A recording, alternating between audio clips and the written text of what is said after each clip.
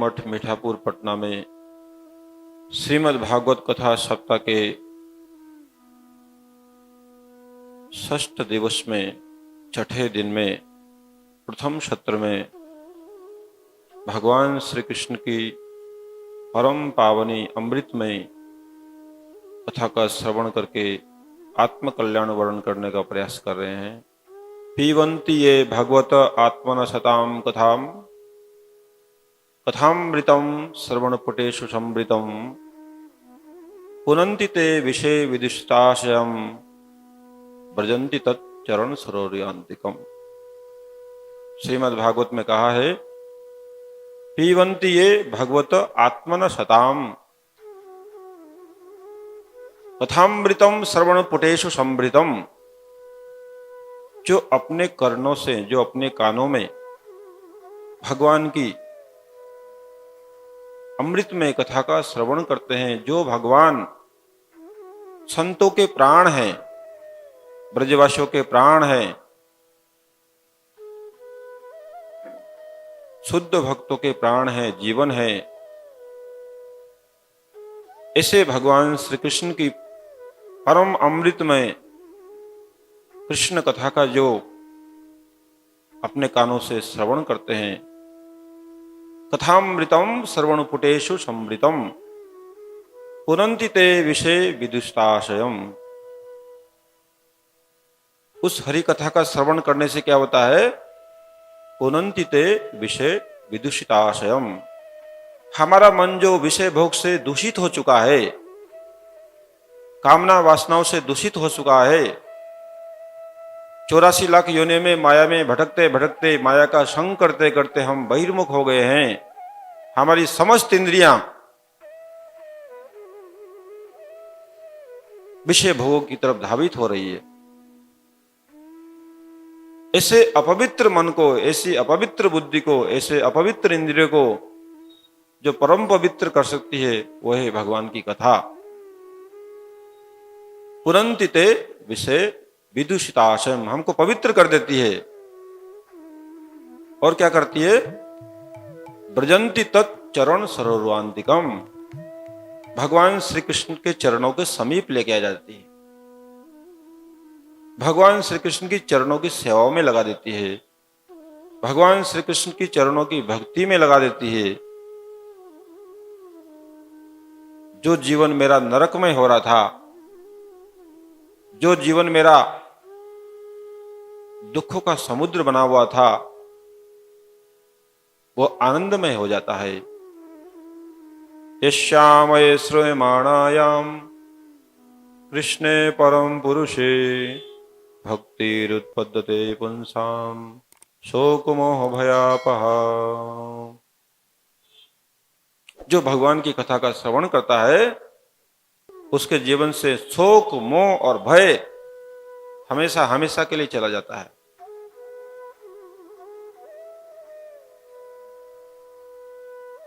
आनंद अम्बुदि वर्धनम, उसके जीवन में हमेशा आनंद का समुद्र वर्धित होता रहता है। इसलिए ये परम पावनी जो भगवान की कथा है, उसका हम लोग को प्रेम से श्रवण करते रहना चाहिए। कल हम लोग भगवान श्री कृष्ण की दाम बंधन लीला का श्रवण कर रहे थे। दाम बंधन लीला भगवान की वात्सल्यता का पराकाष्ठा है। भगवान जो कितने भक्त वत्सल हैं, अपने भक्तों से कितना प्रेम करते हैं, इसका प्रतीक है।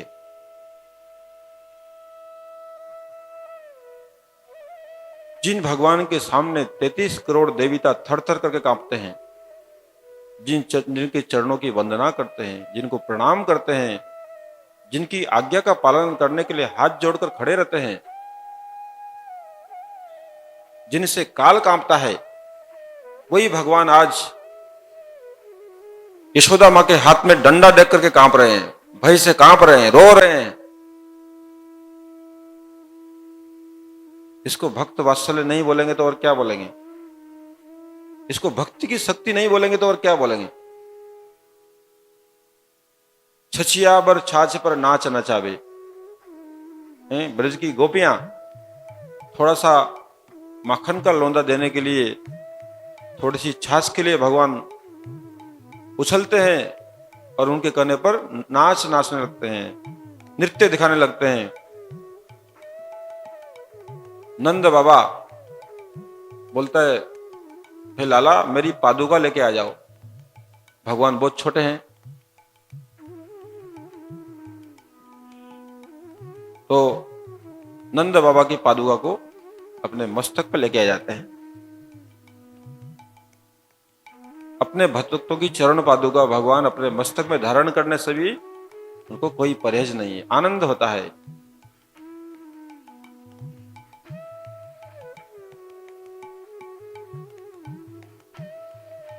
सुदामा जी के चरण सेवा खुद भगवान करते हैं। ऐसा नहीं है सुदामा जी आते हैं तो दूसरों को उनकी सेवा में लगा दिया, खुद संपूर्ण सेवा खुद ही करते हैं सुदामा जी की। ये भगवान की भक्त वात्सल्यता है। अहम भक्त पराधीन, भगवान बोलते हैं मैं भक्तों के पराधीन हूं, किंतु हमें भक्त होना पड़ेगा। हम अभी भक्त नहीं है, हम सक्त हैं, हम अभी कठोर हैं, भक्त नहीं है। सक्त का मतलब था नरम, एक कठोर। तो भक्त का मतलब होता है जो एक क्षण के लिए भी भगवान से विभक्त नहीं होता है, वो भक्त है, अलग नहीं होता है। जो हमेशा भगवान से युक्त रहता है वो भक्त है। जो एक क्षण के लिए भी विभक्त नहीं होता है वो भक्त है। जिसके संसार के अंत हो गया वो संत है। जिसकी विषय वासनाएं खत्म हो गई है, संसार का अंत हो गया है। संसरति इति संसार, संत जिसके संसार का अंत हो गया है, जिसमें माया नहीं है। साधु कौन है? जो सदाचरण करता है, सत का आचरण करता है। सद मतलब क्या होता है? सत मतलब होता है भगवान। सदाचरण मतलब भगवान के कहे हुए रास्ते पर चलता है, सदाचरण। सत का मतलब क्या होता है? सत असत दो ही तो वस्तु है संसार में, एक सत है एक असत है। सत मतलब भगवान, असत मतलब माया। भगवान और माया दो ही वस्तु है। तो जो हमेशा सदाचरण करता है, सत का आचरण करता है, भगवान का अनुगमन करता है, भगवान के कहे हुए रास्ते पे चलता है एज इट इज, कोई उसमें खिचड़ी नहीं मिलाता है, उसको तोड़ मरोड़ करके अपने हिसाब से दूसरे को भी नहीं बताता है और खुद भी नहीं समझता है। बहुत बार संसार के लोग गीता की बात अपने हिसाब से तोड़ मरोड़ करके समझ भी लेते हैं और तोड़ मरोड़ करके बोल भी देते हैं।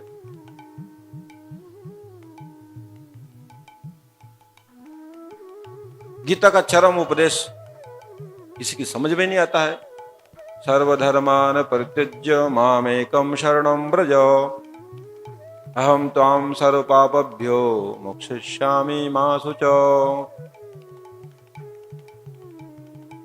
हे अर्जुन, तुम सब धर्मों का परित्याग करके,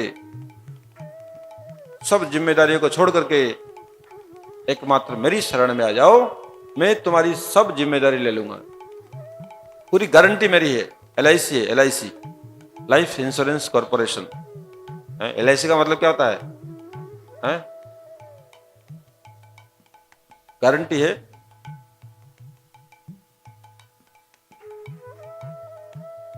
LIC के लोगों के नीचे क्या लिखा रहता है? किसी ने ध्यान दिया? नीचे क्या लिखा रहता है? क्या लिखा रहता है? हाँ, योग क्षेम वाहम्यम। गीता के एक श्लोक का 1/4 भाग चोरी कर लिया, LIC इतना बड़ा हो गया। देखिए, लोगों के ऊपर गीता का एक श्लोक का 1/4 भाग डाल दिया। LIC आज नंबर 1 इंश्योरेंस कंपनी है।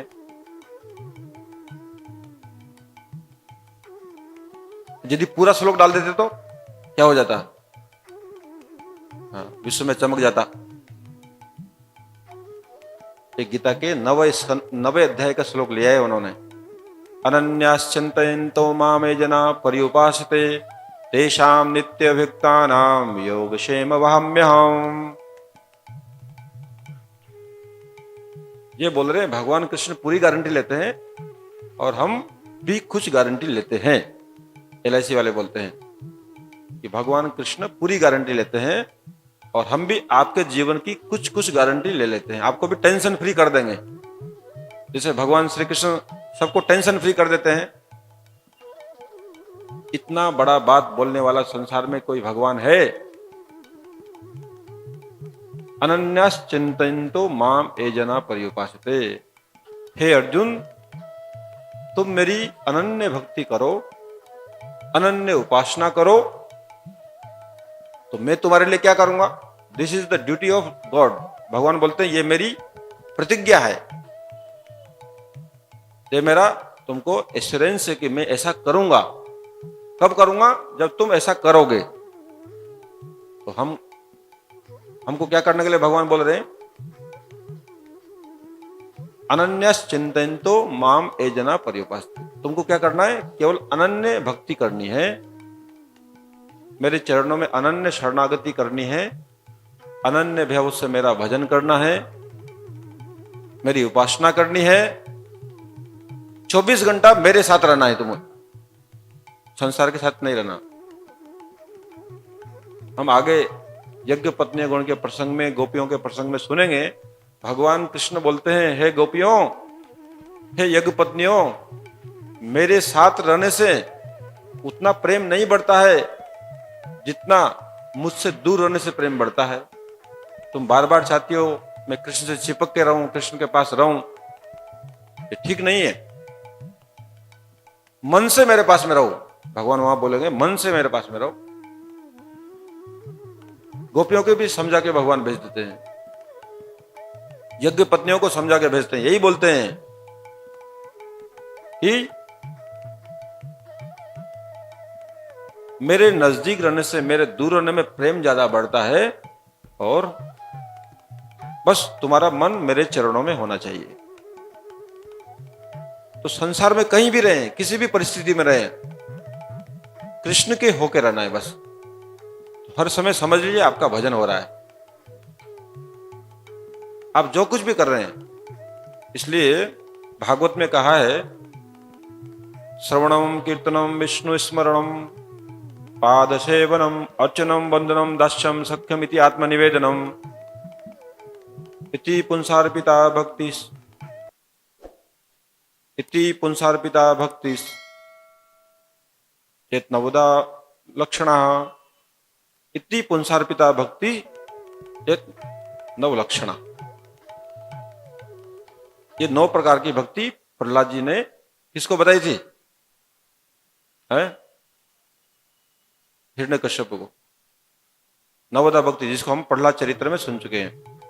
वहां क्या बोल रहे हैं? इति पुंसार्पिता विष्णु भक्तिश्चेत नवलक्षणा। आदौ अर्पिता पश्चात क्रियत। पहले अपने आप को अर्पण करो, फिर क्रिया करो, तब आपका नवदा भक्ति काम करेगा। पहले शरणागत हो जाओ भगवान के, फिर श्रवण कीर्तन स्मरण जो भी करेगो तुम्हारा भजन होगा। और तुम अपने आप को अर्पण करोगे नहीं, जितना भी कीर्तन करो, जितना भी सुमिरन करो, जितना भी कथा सुनो, श्रमय भी केवलम, सब बेकार हो जाएगा। इसलिए सबसे बड़ी चीज है अपने आप को अर्पण कर देना। जो काम बलि महाराज ने किया, आत्मनिवेदन कर दिया, अपने आप को भगवान को अर्पण कर दिया। इसलिए जो है, जब तक हम भगवान के नहीं होंगे, भगवान हमारी कोई चीज भी स्वीकार नहीं करेगा। वो हमारी कोई सेवा भी नहीं लेगा, क्योंकि मैं अर्पित नहीं हूं। इसलिए पहले अर्पण करना पड़ेगा अपने आप को। ये अर्पण करने के लिए तुलसी माला पहनना पड़ता है, नहीं तो भगवान भोग स्वीकार नहीं करते हैं। तुलसी का पत्ता नहीं देंगे तो भगवान खाएंगे? तो आपके गले में तुलसी नहीं देंगे तो आपकी कोई सेवा नहीं लेंगे। तुलसी से भगवान इतना प्रेम करते हैं, कुछ भी सेवा नहीं लेंगे। वो देवी देवताओं के पास भेज देंगे, जाओ। तुलसी जब मुझे अनुमति देगी कि आप इनकी सेवा ग्रहण कर सकते हैं, इस खाद्य को खा सकते हैं, तब हम खाता हूं। और जब तुलसी महारानी अनुमति देती है इस जीव की सेवा को आप ग्रहण कर सकते हैं, तब मैं ग्रहण करता हूं।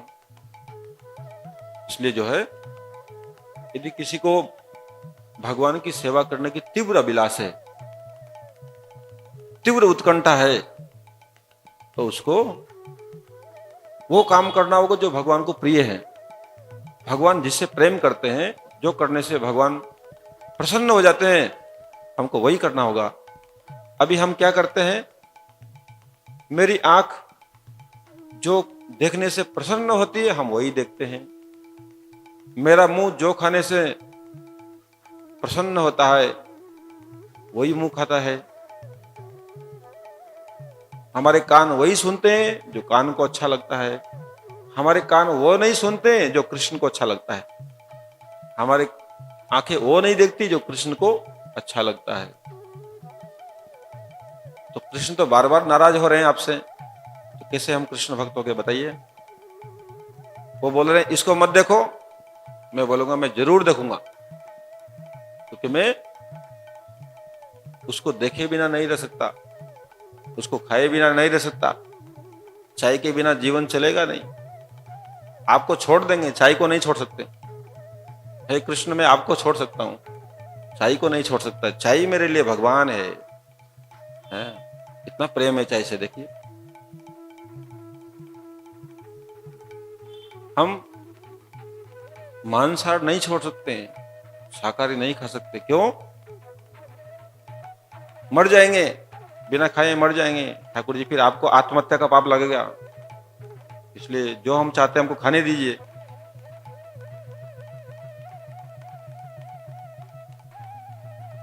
तो जो शाकाहारी खा रहे हैं वो सब मर गए। देखो आपके सामने तो एग्जाम्पल है। वो बोलते हैं हम जब तक शाकाहारी नहीं खाएंगे, मांसाहार नहीं खाएंगे, हम मर जाएंगे। भगवान से बोलते हैं, भगवान का आगे भी इतना बड़ा झूठ बोलते हैं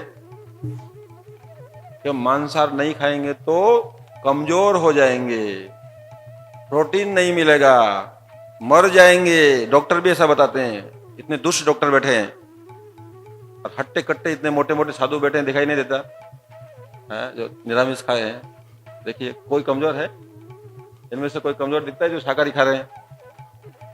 सब हट्टे कट्टे मोटे हैं, हम थोड़े दुर्बल हैं। बीच बीच हम भी मोटे हो जाते हैं, फिर अपने आप को डाइट कंट्रोल करते हैं, पतले हो जाते हैं। अभी फलाहार कर रहे हैं 15 दिन से, तो हम भी पतले हो गए। फिर वापस खाना शुरू करते हैं, हम भी मोटे हो जाते हैं। तो शाकाहार खाने से अपने आप हाथी जैसा हो जाता है। हाथी क्या खाता है? हैं? हैं? क्या शाकाहारी खाता है? सबसे मोटा है, सबसे बलवान है। तो बहाने जितने बनाओ, बना सकते हो, किंतु यम का दरवाजा तो खटखटाना ही पड़ेगा। यम के दरवाजे से तो नहीं बच पाओगे, दंड से बच नहीं पाओगे। इसलिए भगवान जो खाते हैं हम भी वही खाएंगे। भगवान क्या खाते हैं? पत्रम पुष्पम फलम तोयम यो मे भक्त्या प्रयच्छति तदहम उपहृतम अस्नामि प्रेतात्मनः। पत्र, पुष्प, फल, जल इत्यादि जो प्रेम से मुझे अर्पण करता है, मैं उसको आनंद पूर्वक ग्रहण करता हूं। गीता में भगवान ने सात्विक आहार, राजसिक आहार, तामसिक आहार के बारे में बताया।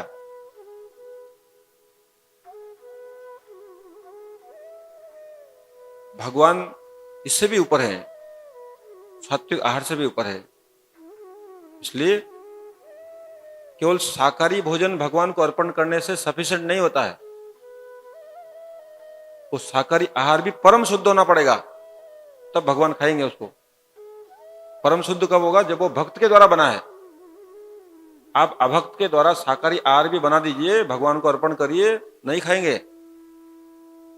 वो भक्त के द्वारा बनना चाहिए, क्योंकि दुर्योधन जैसा कोई आदमी उसको बना देगा तो भगवान खाएंगे? नहीं खाएंगे। तो असुर इस तरह के तो तमोगुणी व्यक्ति बहुत हैं जो भोजन बनाते हैं, बड़ी बड़ी होटलों में भोजन बनाते हैं, मांस खाते हैं, मदिरा पान करते हैं, सब कुछ करते हैं, उन्हीं का बना हुआ ठाकुर जी को भोग लगा देते हैं, तो भगवान खाएंगे? इसलिए भोजन बनाने वाला भी शुद्ध होना चाहिए, भक्त होना चाहिए, तब भगवान ग्रहण करते हैं।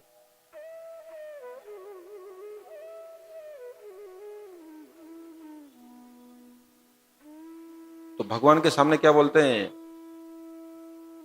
हे प्रभु जी, मांसाहारी नहीं खाएंगे तो मर जाएंगे। तो भगवान बोलते हैं, हमारी बात मान के 1 महीना मत खाओ, देखो मर जाओगे नहीं। 1 महीना मत खाओ, मर जाओगे तो मैं जिंदा कर दूंगा, मेरे अंदर इतनी तो शक्ति है।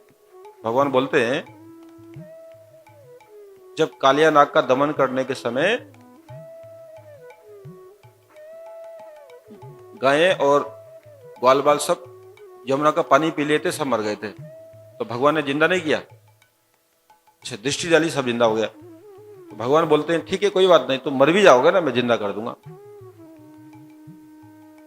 तुम्हारा ये बहाना भी नहीं चलेगा कि मांसाहारी नहीं खाने से मैं मर जाऊंगा। तो भगवान बोलते तुम मर जाओ, फिर मैं जिंदा कर दूंगा।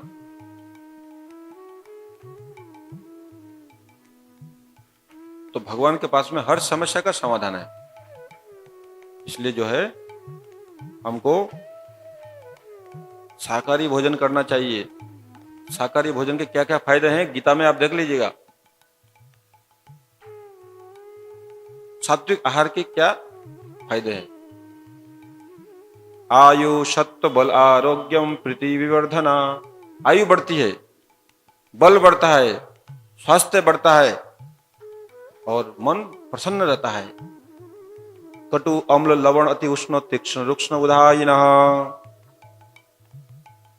बहुत तीखा, बहुत चरका, बहुत कड़वा, बहुत तेल वाला, बहुत गरम गरम, ये सब राजसिक भोजन होता है। ये क्या करता है? ये रोग को निमंत्रण करता है, रोग को, आपके शरीर में रोग लाएगा। और तामसिक आहार क्या करता है? आलस्य, निद्रा, प्रमाद को बढ़ाएगा, आपको आलसी कर देगा, आपको प्रमादी कर देगा और बहुत ज्यादा आपको नींद आने लग जाएगी। प्रमादी का मतलब क्या होता है? जो करना चाहिए वो नहीं करेंगे, जो नहीं करना चाहिए वो काम करेंगे, इसी को प्रमादी बोलते हैं। उचित अनुचित का ज्ञान नहीं रहेगा उसको। इसलिए हमारे शास्त्रों में इतना ज्ञान भरा पड़ा है, हर समस्या का समाधान है। ऐसा कोई प्रश्न नहीं है जिसका उत्तर गीता में नहीं मिलेगा, जिसका उत्तर भागवत में नहीं मिलेगा। Pure science, this is the pure science.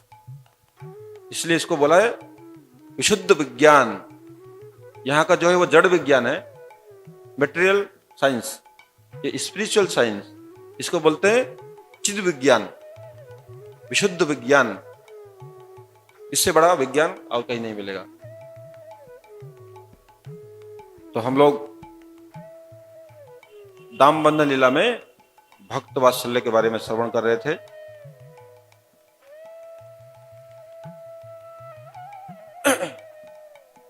Kuber के दोनों पुत्र नल कुबेर और मणिग्रीव, उनका भी भगवान जमलार्जुन भंजन करके उद्धार करते हैं।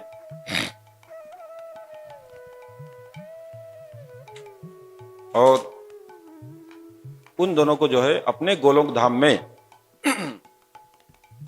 मधुकंठ और स्निग्ध कंठ नाम के पार्षद बना देते हैं।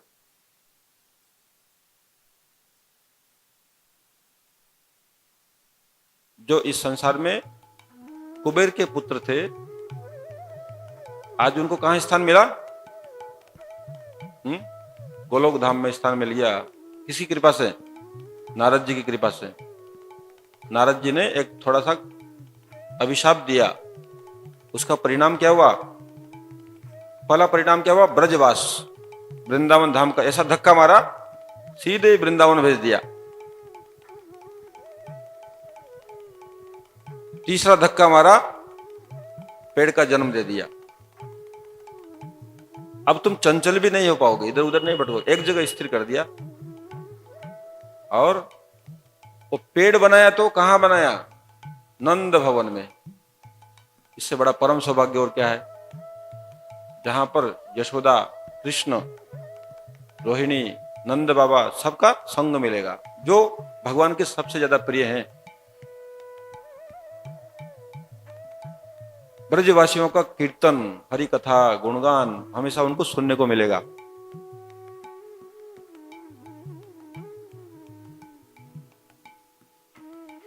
उसमें जो फल आएंगे उससे सेवा करने का मौका मिलेगा ब्रजवासी को।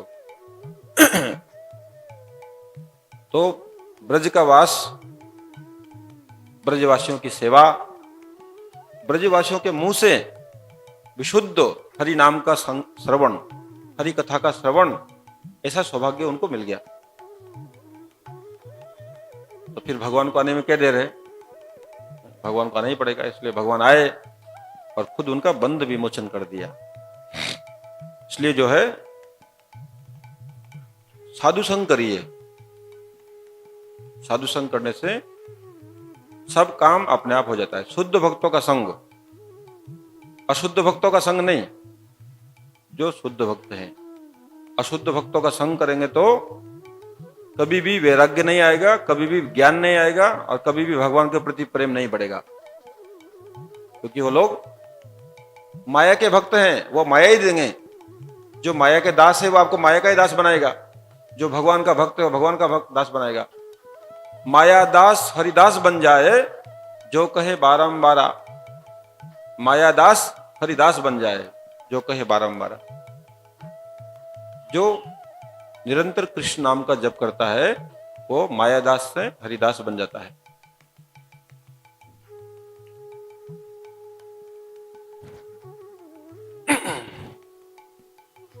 अभी हम लोग 10वें स्कंद के 11 अध्याय में प्रवेश करते हैं। एक बार एक फल बेचने वाली ब्रज की ग्वालिनी, वृद्ध ग्वालिनी फल बेचती बेचती भगवान कृष्ण के दरवाजे पर आती है। कोई फल ले लो, कोई फल ले लो, बहुत अच्छे अच्छे फल लाए हैं, बहुत मीठे मीठे फल लाए हैं, जिसको फल लेना है आ जाओ आ जाओ, मैं फल वाली हूं, फल बेचने आई हूं, फल ले जाओ। ऐसे करके जा रही है। ये बात जब कृष्ण के कान में जाती है उस समय नंद बाबा भी नहीं थे, यशोदा माँ भी नहीं थी। वो क्या करते हैं, अपने हाथों में धान लेते हैं, जितने अपनी छोटी छोटी हथेलियों में आता है, और उसको लेकर के जा रहे हैं फल वाले के पास में। जाते जाते रास्ते में बहुत सारे गिर जा रहे हैं और देखते हैं जाते जाते 3-4 दाने बचे हैं। तो फल वाले को बोलते हैं,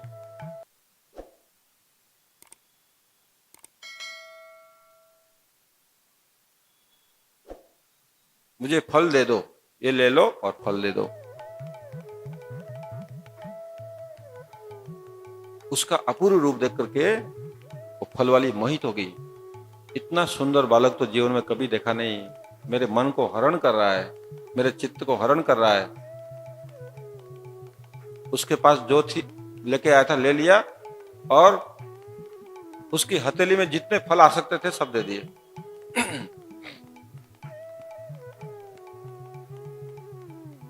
भगवान की थोड़ी सी सेवा करने का फल क्या होता है, जब वो घर जाके देखती है उसकी टोकरी रत्नों से भरी हुई है, मणिमाणिक्य से भरी हुई है। तो आप अपनी टोकरी को भरना चाहते हैं, अपनी टोकरी को भी उससे भरना चाहते हैं, हैं? भगवान ने तो उसका भर दिया। तो उसका तो भर सकते हैं, हमारा तो नहीं भर सकते हैं भगवान, क्योंकि हमसे तो भगवान प्रेम नहीं करते हैं। तो आप भी फल बेचने वाली बन जाइए, हैं? अपना जो जीवन का कर्म फल है सब भगवान को दे दो, कोई फल मत रखो, सब दे दो, जितना है सब दे दो। बस आपके पास भी वही हो जाएगा जो उनके साथ हुआ है। भगवान यही तो बोलते हैं, कर्मार्पण, तुम जो कुछ भी करते हो सब मुझे अर्पण कर दो।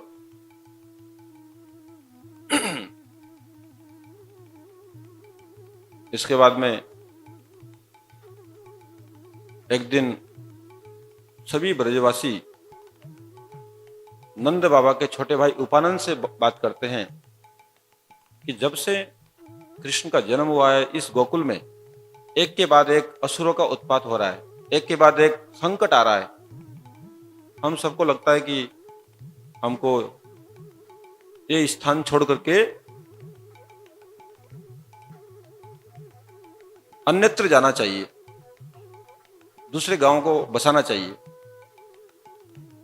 तो सब लोग आपस में चर्चा करते कहां जाने से अच्छा है, कहां जाने से अच्छा है। तो सब लोग क्या बोलते हैं, हम लोग वृंदावन चलते हैं, वृंदावन में जाकर के रहेंगे।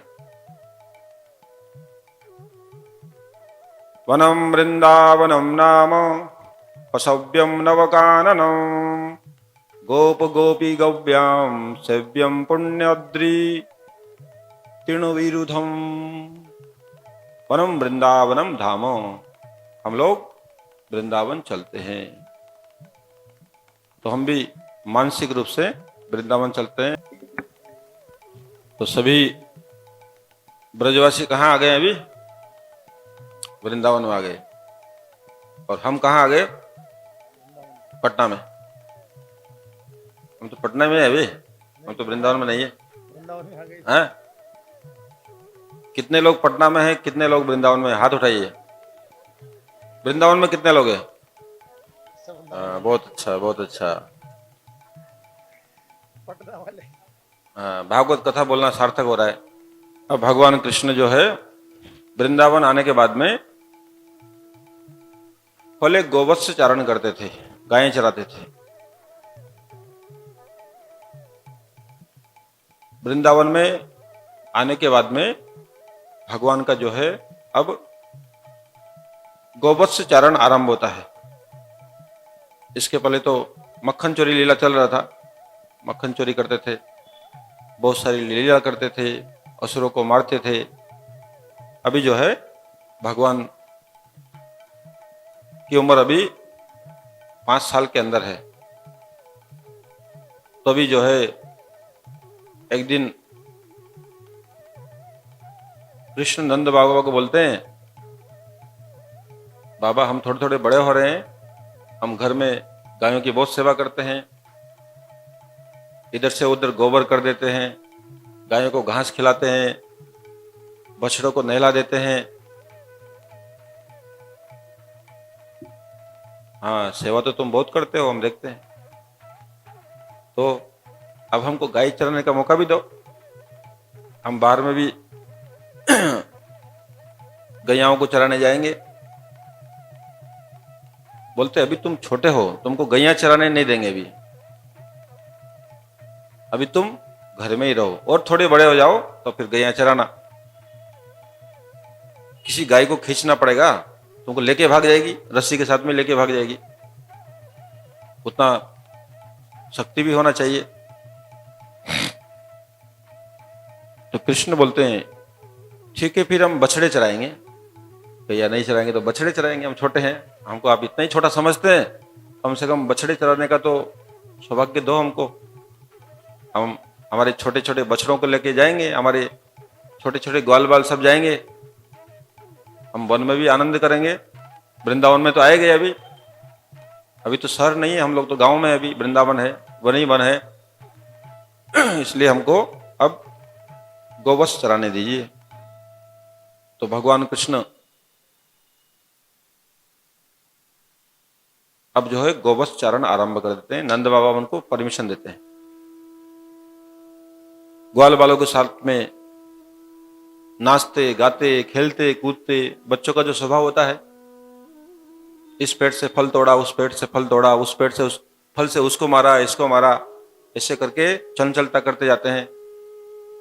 कभी उसकी कान पकड़ते हैं, कभी उसकी नाक पकड़ते हैं, कभी उसका हाथ पकड़ते हैं, ऐसे करते करते खेलते कूदते जाते हैं। और गाय के बछड़े आगे आगे चलते हैं। गाय के बछड़ों को जैसे ही खोला एकदम दौड़ मारते हैं गाय के बछड़े। हमको ज्यादातर बांध के ही रखते हैं। आज कृष्ण की कृपा से हम लोग खुल गए हैं। गाय को बछड़ों को ज्यादातर बांध के रखते हैं, दूध न पी जाए, गाय का दूध न पी जाए। कृष्ण ने बहुत अच्छा किया है। कृष्ण हमारा बहुत अच्छा मित्र है, अब इससे हम लोग फ्रेंडशिप करेंगे, बड़े से मित्रता कर लेंगे, ताकि हमको कभी कोई दिक्कत नहीं आएगा। जो भी बात होगा हम कृष्ण को बोल देंगे, बस ये हमारा काम कर देगा। हमारे दुख को कोई नहीं समझता था, आज कृष्ण ने हमारे दुख को समझा है और हमको छोड़ दिया। अब हम जो है बड़े से भ्रमण करेंगे।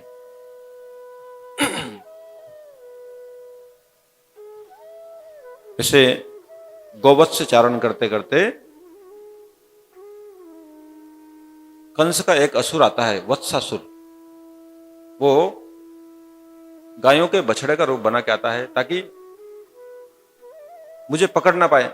बहुत सारी गायों के बछड़े हैं, उसमें मैं भी गाय का बछड़ा एक बन जाता हूं और उसमें अपना काम तमाम कर दूंगा। तो वो गाय का बछड़ा आके दूसरे सब गाय के बछड़े को मारना शुरू करता है, इधर उधर सबको परेशान कर रहा है। कृष्ण बलराम की दृष्टि पड़ गई, हमारे गाय के बछड़ों का स्वभाव तो ऐसा नहीं है, ये लोग तो प्रेम करने वाले हैं, ये अचानक शत्रुता करने वाला कौन आ गया, हिंसा करने वाला कौन आ गया। भगवान ने अपना दिव्य दृष्टि से देख लिया, ये तो असुर है, गाय का बछड़ा का रूप बनाया है।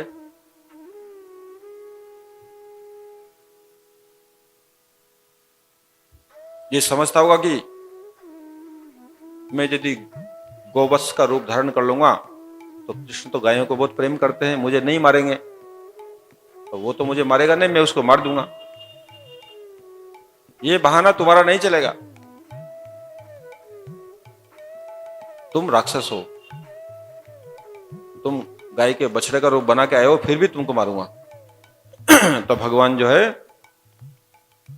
खेल खेल में जो है उस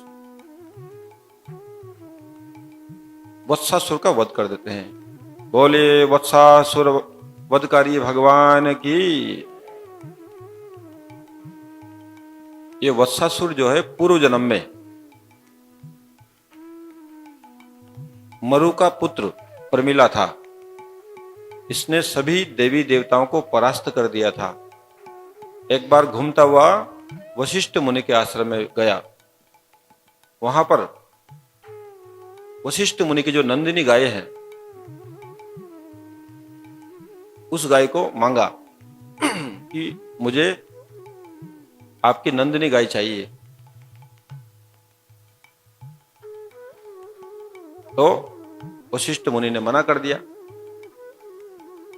फिर ये देखता है कि वशिष्ठ मुनि ने मना कर दिया, अब इसको मैं चोरी करता हूं, नंदिनी गाय को मुझे चोरी करके ले जाना है। और नंदिनी गाय को जैसे पता लगता है कि ये मुझे चोरी करने वाला है, उससे पहले उसको अभिशाप दे दिया कि जाओ तुम हमारे समान गाय बन करके असुर हो जाओ, तब तुमको पता लगेगा कि गौ माता को जबरदस्ती ले जाना, गौ माता को चोरी करने का क्या फल होता है। तुम भी गाय का रूप, बछड़े का रूप बना लो। इस प्रकार जो है गौ वत्सासुर का वध होता है। इसके पश्चात सब ग्वाल बाल खेल रहे हैं, गोवत्स चर रहे हैं। उसी बीच में अचानक बकासुर आ जाता है। बकासुर एक बगुले का रूप बना के आता है और एकदम चुपचाप खड़ा है। वो जो है कृष्ण बलराम का इंतजार कर रहा है। कृष्ण बलराम देखते हैं, सभी ग्वाल बाल देखते हैं, इतना बड़ा पक्षी कहां से आ गया, इतना बड़ा बगुला तो कभी देखा नहीं। चलो इससे खेलते हैं थोड़ी देर, इस बगुले से हम लोग खेलते हैं। बहुत नया चीज है, इंटरेस्टिंग है, कभी देखा नहीं। तो नया चीज होता है तो थोड़ा कौतूहल होता है। और ग्वाल वालों को तो कृष्ण के ऊपर पूरा भरोसा है, कोई संकट आएगा तो रक्षा करने वाला हमारे साथ ही सही, इसलिए वहां जाते हैं। और जैसे ही कृष्ण नजदीक पहुंचता है तुरंत कृष्ण को अपनी चोंच के अंदर ले लेता है और दबाने का जैसे प्रयास करता है, उससे पहले ही कृष्ण उसकी चोंच को फाड़ देता है। बोलिए बकासुर वधकारी भगवान की।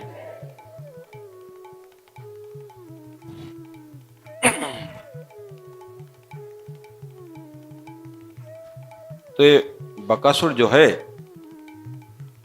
हम लोग को जीवन में जो कपटता है, धूर्तता है, शठता है, इसका प्रतीक है। ये भी कपट रूप बना के आया है तो असुर किंतु बगुले का रूप बना के आया है, तो ये इसका प्रतीक है।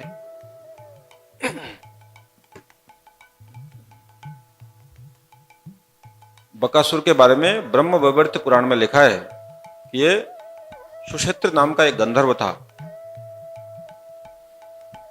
और दुर्वासा मुनि का शिष्य था। दोनों भाई एक बार चित्र सरोवर में फूल तोड़ने गए थे और वो फूल का बगीचा भगवान शिव का था। भगवान शिव उस फूल के बगीचे में जितने फूल होते थे, पार्वती जब पूजा करती थी तो वो फूल उनको सब दिया करते थे। एक बार ये सब चोरी करने के लिए आए, फूल तोड़ने के लिए। जब शिव जी को पता लगा तो शिव जी ने उसको पकड़ करके पार्वती के पास ले गए। फिर पार्वती ने उसको असुर होने का अभिशाप दिया कि तुम जो है बिना अनुमति के फूल ले जा रहे हो, भगवान की सेवा के लिए हैं। हर फूल यहां पर हम भगवान को मानसिक रूप से अर्पण कर चुके हैं। इन पेड़ पौधों के जितने फूल होंगे सब कृष्ण को अर्पण होंगे। इस प्रकार जो है बकासुर का वध होता है। एक दिन कृष्ण बलराम सभी ग्वाल बाल से बोलते हैं कि आज हम लोग वन भोजन करेंगे। आप अपने अपने मैया को बोल दो, जो जितना बढ़िया बढ़िया पकवान बना सकते हैं, जितने बढ़िया बढ़िया खाने का चीज बना सकते हैं, सब बनाओ और सब खुद अपने अपने लेके आओ। फिर हम जंगल में बैठ करके वन भोजन करेंगे। तुम्हारे घर का हम खाएंगे, हमारे घर का तुम खाना। ऐसे करके हम लोग सबके घर का स्वाद चखेंगे कि देखते हैं सबकी मैयाएं कितना बढ़िया बढ़िया खाना बनाती है। इसलिए अपनी अपनी मैयाओं को बोल दो, जो जितना बढ़िया बढ़िया बना सकता है बनाओ। तो कृष्ण भगवान यशोदा के घर में खाते हैं डेली, तो हर गोपी को भी तो इच्छा थी ना, हमारे हाथ से भी कृष्ण खाए, हमारे का बना हुआ भी कृष्ण खाए। तो कृष्ण सबकी इच्छा पूर्ण करने के लिए ये लीला कर दिया, ताकि दिन में एक टाइम में एक गोपी के घर में जाके खाऊंगा, कभी दूसरा गोपी के, कभी तीसरा गोपी के। इससे मुझे बहुत समय लग जाएगा। यहां पर सारे ग्वाल बाल एक साथ बना के लाएंगे, सबका टेस्ट कर लूंगा। इस प्रकार जो है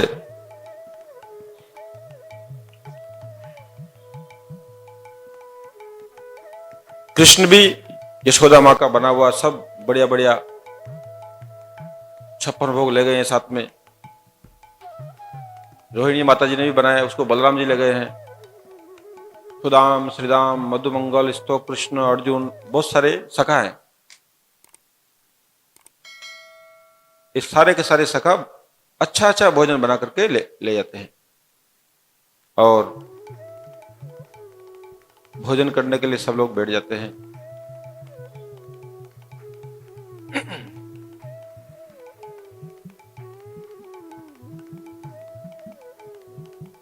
तो ये जितना भोजन ले गए थे, ये सब एक पेड़ के नीचे सब लोग रखते हैं और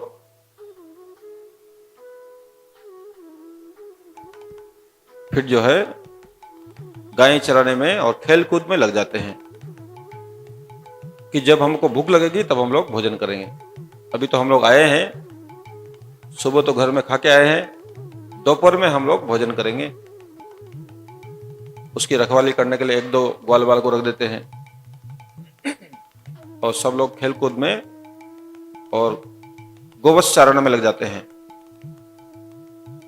इसी समय देखते हैं अघासुर एक बहुत बड़े अजगर सांप का रूप बना करके पहाड़ की गुफा की तरफ, बोलते 13 योजन लंबा, 13 योजन लंबा शरीर बना करके वहां पर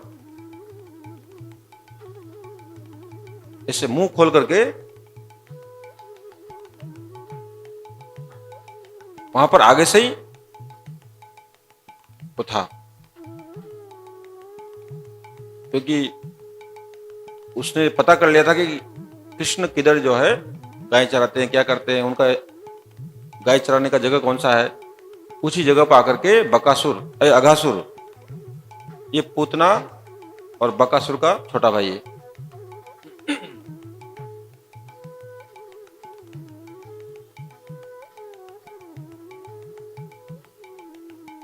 और बहुत सुंदर उसका रूप है देखने में। तो ग्वाल बाल जो है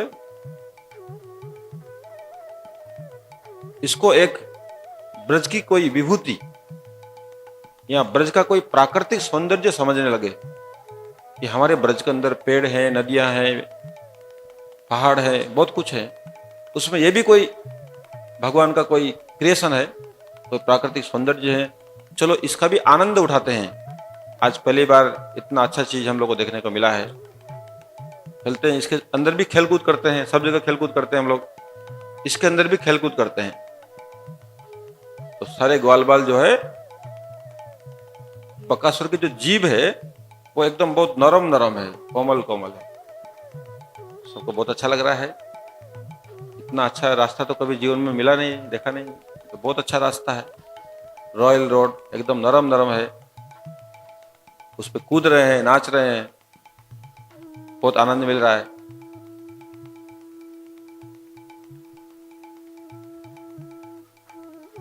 धीरे धीरे अंदर प्रवेश कर रहे हैं और अघासुर जो है कृष्ण की प्रतीक्षा कर रहा है, जब कृष्ण घुस जाएगा तब फिर मैं बंद कर दूंगा, सबका काम तमाम कर दूंगा।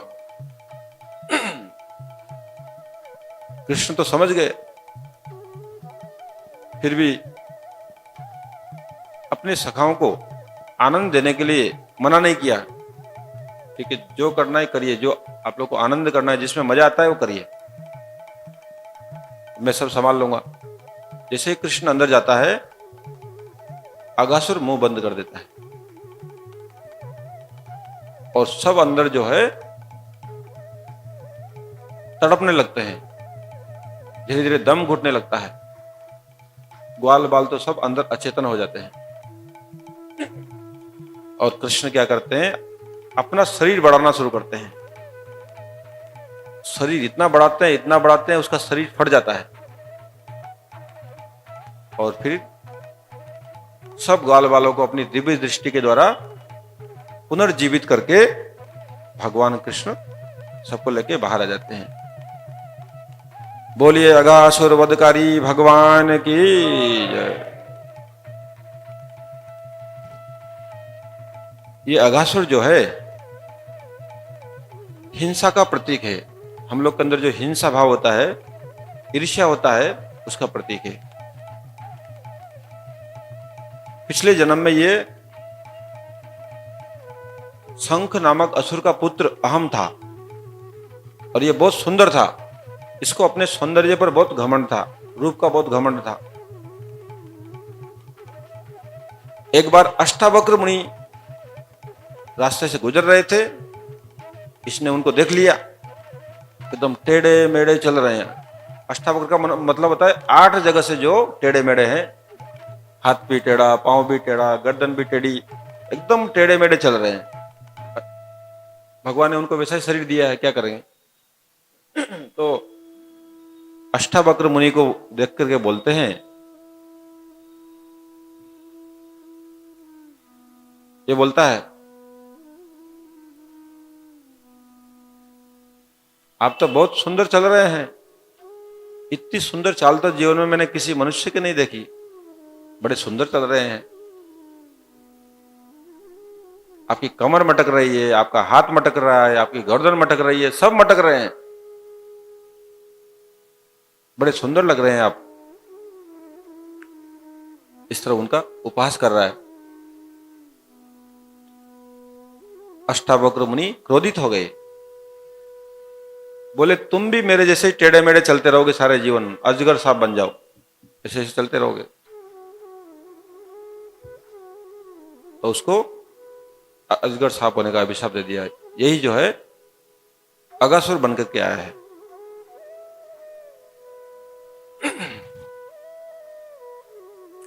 अगासुर का वध होने के बाद में अभी सब जो है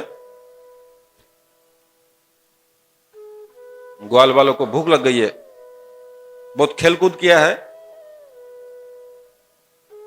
और अगासुर ने थोड़ा परेशान भी किया है, सबको मार दिया था, कुछ समय के लिए अचेतन कर दिया था।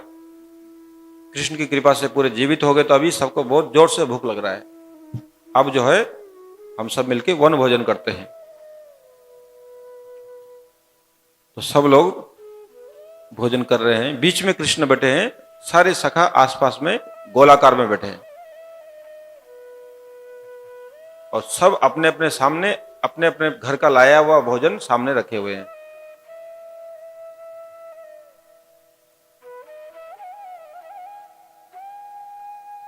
सभी पले कृष्ण को खिलाते हैं। हे कृष्ण चखो मेरी मैया ने कैसा बनाया, ये देखो मेरी मैया ने गरम गरम मालपुआ बनाया है, पुआ बनाया है, लड्डू बनाया है, हलवा बनाया है, ये बहुत बढ़िया बढ़िया मेरी मैया ने बनाया है। एक बोलता है देखो मेरी मैया ने कितनी अच्छी राबड़ी बनाई है, वृंदावन की रबड़ी खाई है, वृंदावन की रबड़ी।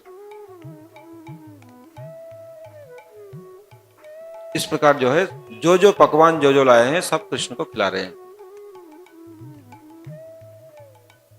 और कृष्ण भी अपने घर से लाया हुआ सबको खिला रहे हैं।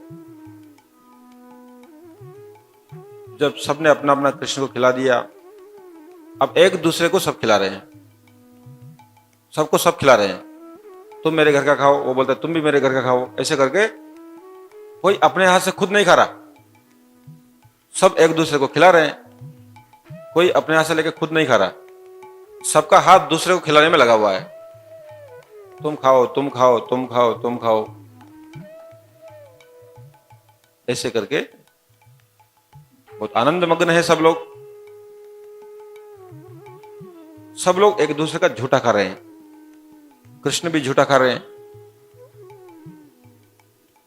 ये लीला ऊपर से देख रहे हैं ब्रह्मा जी। ब्रह्मा जी मोहित हो गए। मैंने सुना है ब्रज में भगवान ने अवतार लिया है, ये कृष्ण भगवान के अवतार के रूप में आया है। ये कोई भगवान हो सकता है क्या जो थोड़ी सी भी नैतिकता नहीं रखता है, कोई नीति का विचार ही नहीं है इसके अंदर। कोई इस तरह ये झूठा खाता है भगवान। तो परीक्षा करने के लिए विचार करते हैं, यदि ये भगवान होंगे तो अपने को मुझे बता देंगे कि मैं भगवान हूं। मुझे तो समझ में नहीं आ रहा कि ये भगवान है। तो सब गोवत्स को चोरी करके ले जाते हैं, पहले गाय के बछड़ों को चोरी करके अपने सत्यलोक में छिपा देते हैं। गाय के बछड़े गायब, बहुत दूर दूर तक दिखाई नहीं देते हैं। इधर सबका भोजन भी लगभग हो गया था, पेट भी भर गया था। तो कृष्ण बोलते हैं ठीक है, मेरा तो पूरा पेट भर गया है, तुम लोग का पेट अभी नहीं भरा होगा तो थोड़ा बहुत तुम और खा लो, मैं खोजने जाता हूं, गाय के बछड़ों को मैं खोजने जाता हूं।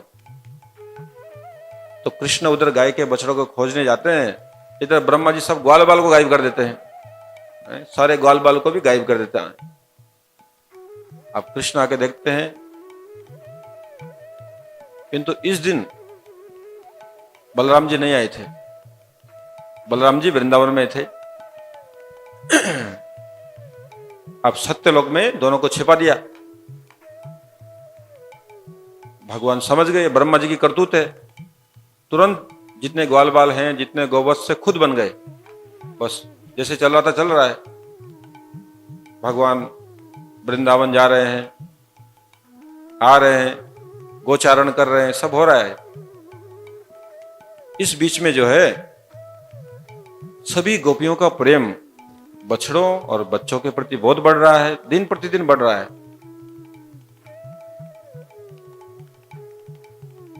ये जो गायें के बछड़े हैं, अब इनसे इतना प्रेम कर रही है गायें कि जो नए नए बछड़े हो रहे हैं उनसे भी उतना प्रेम नहीं कर रही है। इनके बाद भी तो कुछ बछड़े होते हैं गायों के, एक साल के अंदर तो बहुत गायों ने बछड़े दिए होंगे।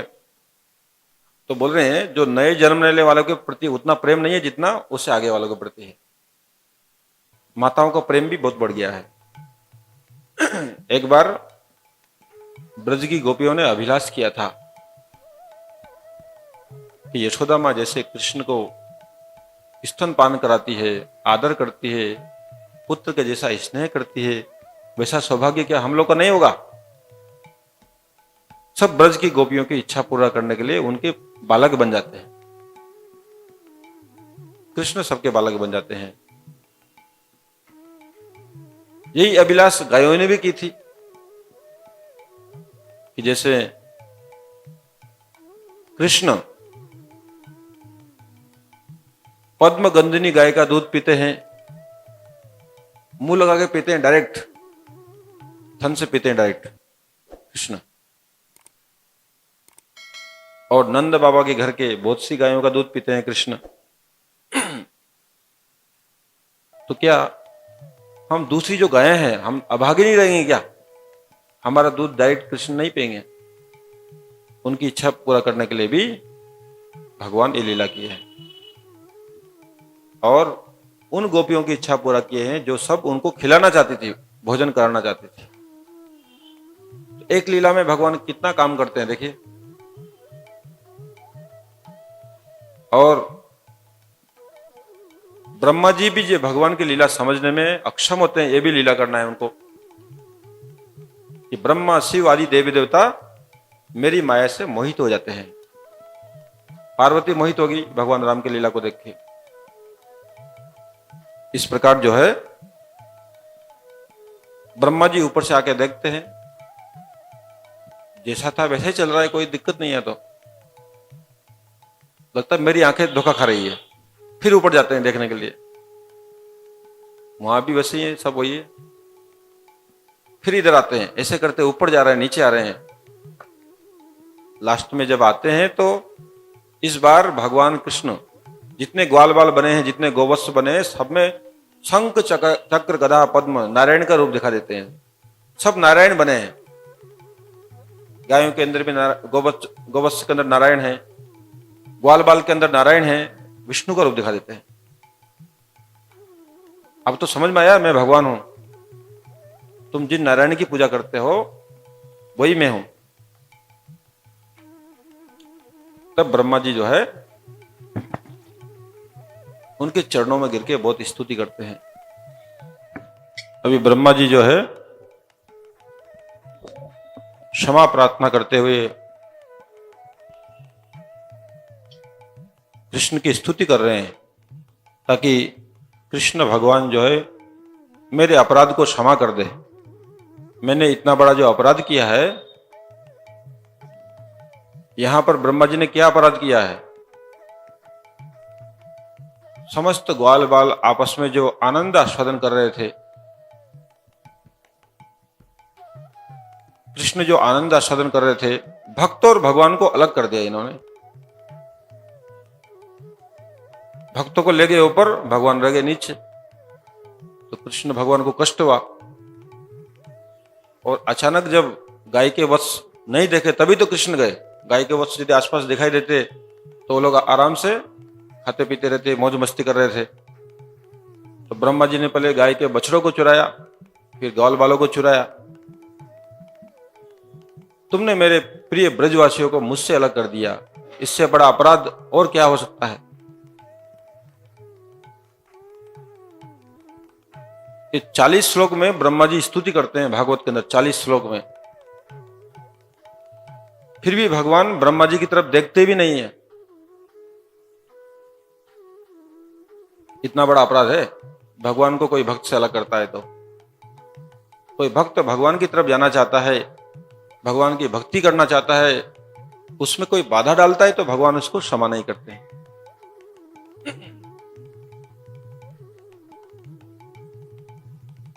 इंद्र ने मात्र 7 श्लोकों में स्तुति की थी, 7, और उसको क्षमा भी कर दिया, उसके ऊपर प्रसन्न भी हो गया, बोल दिया आगे से ऐसा गलती नहीं करना, इतना बोल दिया।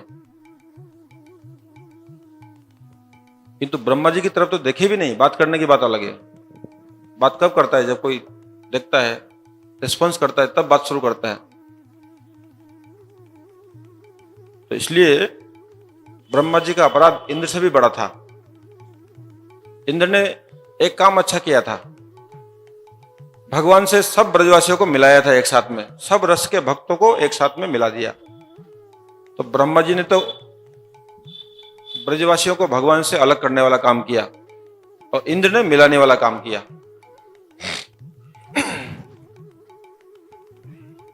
न मिड्यते अब्रवपुषे तडितंबराय गुंजावतंस परिपिच्छल शतमुखाय वन्ने सृजे कबलवेत्र विषाण वेणु लक्ष्मश्रिये मृदुपदे पशुपंगजाय। जो कृष्ण पीतांबर धारण किए हुए हैं, मोर मुकुट धारण किए हुए हैं, वनमाला परिधान किए हुए हैं, मुक्ता माला परिधान किए हुए हैं, जिनके कर्ण में पुष्प है, जो मंद मंद मुस्कुरा रहे हैं, जो मधुर स्वर में मुरली बजा रहे हैं, ऐसे कृष्ण को मैं प्रणाम करता हूं। भगवान की रूप माधुरी की कामना करते हैं। ज्ञाने प्रयासम उदपाश्य नमन्ते वो जीवन्ति सन्मुखरितां भवदीयवार्तां स्थान स्थिता श्रुतिगतां तनुवाग्मनोभि ये प्रायशो जिज्जितोऽपि यशत्रिलोक्यां। जो ज्ञान का प्रयास परित्याग करके, ब्रह्म ज्ञान को त्याग करके जो आपकी भक्ति करता है, निरंतर अपने कानों से आपकी कथा का श्रवण करता है, वो आप जैसे अजीत भगवान को भी जीत लेता है। एक कथा जो है भगवान को वशीभूत करने का सबसे श्रेष्ठ उपाय है, भगवान को जीतने का सबसे श्रेष्ठ उपाय है, जो हम लोग पहले दिन सुने हैं।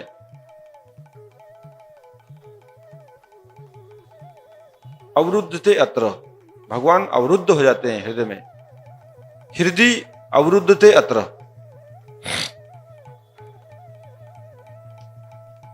श्रेय श्रुतिं भक्ति मुदश्यते विभु क्लिशन्ति ये केवल बोधलब्धयो तेषामशो क्लेशल एव शिष्यते न अन्यथा स्थूल तुषावगाती नाम। यहां भी जो है ज्ञान का खंडन कर रहे हैं। जो आपकी भक्ति को छोड़ करके ब्रह्म ज्ञान के द्वारा आपकी उपासना करते हैं, वे धान के भूसे को कूटते हैं, और धान के भूसे को कूट करके वहां से चावल प्राप्त करने की आशा करते हैं। तो धान का भूसा जो है, उसे चावल तो ऑलरेडी निकाल लिए गए हैं, अब भूसा है, भूसा को जितना कूटिए कुछ भी नहीं मिलेगा। तो ब्रह्म ज्ञान जो है वो नीरस है। इसका जो असली तत्व है भगवान परमात्मा, वो उससे अलग है। यहां पर कितना भी प्रयास करिए, कोई कृष्ण प्रेम का आनंद यहां नहीं मिलेगा। इसलिए जो बुद्धिमान है वो ज्ञान मार्ग का त्याग करके, ब्रह्म ज्ञान का त्याग करके शुद्ध भक्ति के द्वारा भगवान की उपासना करता है। तत्ते अनुकंपां समीक्षमाणो भुंजानेवात्मकृतं विपाकं ऋतवाग वधुभिः विदन्नमस्ते जीवेति यो मुक्ति पदे सदाई भाग। ये भी बहुत महत्वपूर्ण श्लोक है। तत्ते अनुकंपाम सुसमीक्षमाणो, जो भगवान की कृपा की ओर निहारता रहता है, जैसे चातक पक्षी स्वाति की बूंद की तरफ निहारता रहता है, एक गाय का बछड़ा गाय की तरफ निहारता रहता है, एक छोटे पक्षी का बच्चा अपने माता पिता की तरफ निहारता रहता है, उसी प्रकार जो निरंतर भगवान की कृपा की ओर निहारता रहता है। हे प्रभु, आप कृपा नहीं करेंगे तो मेरा जीवन धारण करना असंभव है। हर पल आप मुझे रक्षा कर रहे हैं, आप ही मेरा पालन कर रहे हैं, आपके सिवा मेरा कोई नहीं है। और क्या करता है? अपने कर्मों के फल को खुशी खुशी भोगता रहता है, हंसते हंसते भोगता रहता है। भुंजान एवात्म कृतम विपाकम, और क्या करता है? अपने शरीर से, अपने मन से, अपने वाणी से भगवान की सेवा करता रहता है, भगवान की भक्ति करता रहता है। बोला है जीवेत यो मुक्ति पदे सदाइवाग, वो इस संसार में जीते जी मुक्त आत्मा है। इसी को बोलते हैं जीवन मुक्त महापुरुष। जीते जी मुक्ति का आनंद लेना है। यदि जीते जी मुक्ति का आनंद लेना तो क्या करना पड़ेगा? जीते जी मुक्ति का आनंद लेना चाहते हैं तब हमको ये करना पड़ेगा जो ब्रह्मा जी बोल रहे हैं, भगवान की कृपा की ओर निहारते रहना पड़ेगा। अपने कर्मों को खुशी खुशी भोगते रहना पड़ेगा और समस्त इंद्रियों के द्वारा भगवान की भक्ति करते रहना पड़ेगा। ऐसा करने से क्या होगा?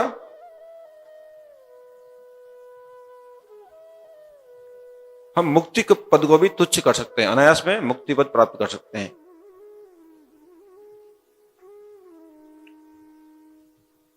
अहो भाग्यम नंद गोप ब्रजोकशाम जनमित्रम परमानंदम पूर्ण ब्रह्म सनातनम। इन ब्रजवासियों का क्या भाग्य है, क्या परम सौभाग्य है कि नंद यशोदा आदि समस्त ब्रजवासियों का क्या सौभाग्य है, ये सब भगवान के परम मित्र हैं, परम बंधु हैं, परम सखा है। भगवान इनसे प्रेम करते हैं, सब ब्रजवासियों से। तदभूरि भाग्यम यो जन्म किम अटव्यामपि जद गोकुलेपि कतमांग्रिरजोभिषेकम जज्जीवितंतु निखिल भगवान मुकुंद त्वद्भि यत्पदरजः श्रुतिमृग्यमेव। यहां भी जो है ब्रजवासियों की महिमा बताई गई है कि ऐसे ब्रजवासियों की चरण धूलि प्राप्त करने के लिए मैं लालायित हूं। इस ब्रज के अंदर जन्म ग्रहण करने के लिए मैं लालायित हूं।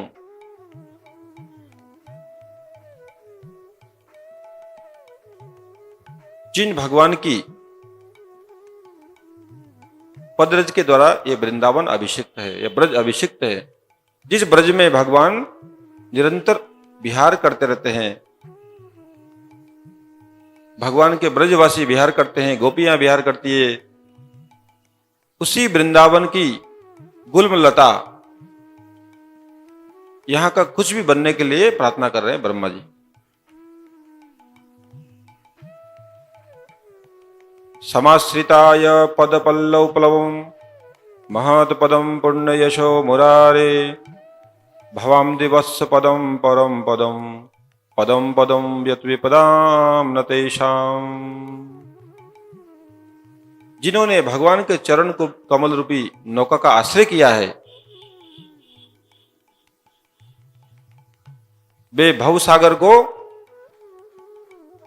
एक गोस्पत तुल्य पार कर जाते हैं।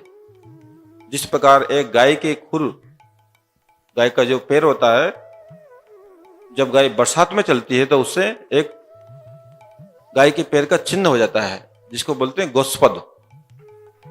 उसमें कितना पानी आता है? इतना सा पानी आता होगा, 100 ml, 200 ml, 300 ml, इतना पानी आता है। तो जिस प्रकार एक समुद्र उनके लिए गोस्पद तुल्य हो जाता है, बहुत छोटा हो जाता है। हे प्रभु, मैं आपको प्रणाम करता हूं, जिसकी कृपा से ये भव समुद्र एक गोस्पद तुल्य हो जाता है। इसको अनायास में हम पार कर सकते हैं।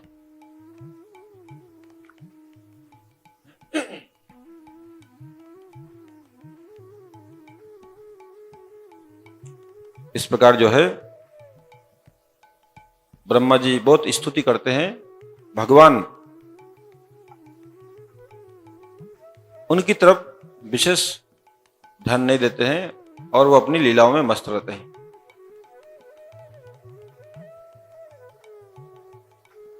अभी भगवान जो है धीरे धीरे बड़े हो रहे हैं। अभी तक उनका बाल्य अवस्था था, बाल्य अवस्था होता है 1 से 5 तक। अब वो पौगंड में प्रवेश कर रहे हैं। पौगंड का मतलब होता है 5 से 6 से 10। तो 6 से 10 में प्रवेश कर रहे हैं। अब नंद बाबा को बोलते हैं, हम तो थोड़े बड़े हो गए अभी, अब हमको गायें चराना है। अभी गाय के बछड़े चराते हैं, अब गायें चराने दीजिए हमको।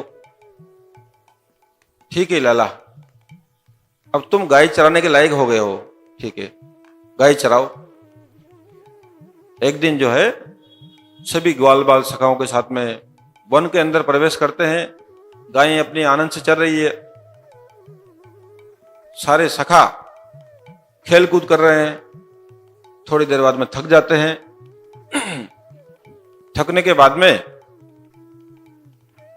बलराम जी किसी सखा के गोद में सिर लग के सो जाते हैं, विश्राम करते हैं। कृष्ण भगवान बलराम जी के चरण दबाते हैं, पांव दबा रहे हैं। फिर थोड़ी देर बाद में बलराम जी के पांव दूसरे दबाता है। कृष्ण को बोलते हैं, एक कृष्ण तुम भी हमारी गोद में सो जाओ। तो अपनी गोद में उनका सिर लेते हैं। फिर एक सखा कृष्ण के चरण दबाने लगता है। इस प्रकार सभी एक दूसरे की सेवा कर रहे हैं। ऐसे कर रहे हैं और बातचीत भी कर रहे हैं।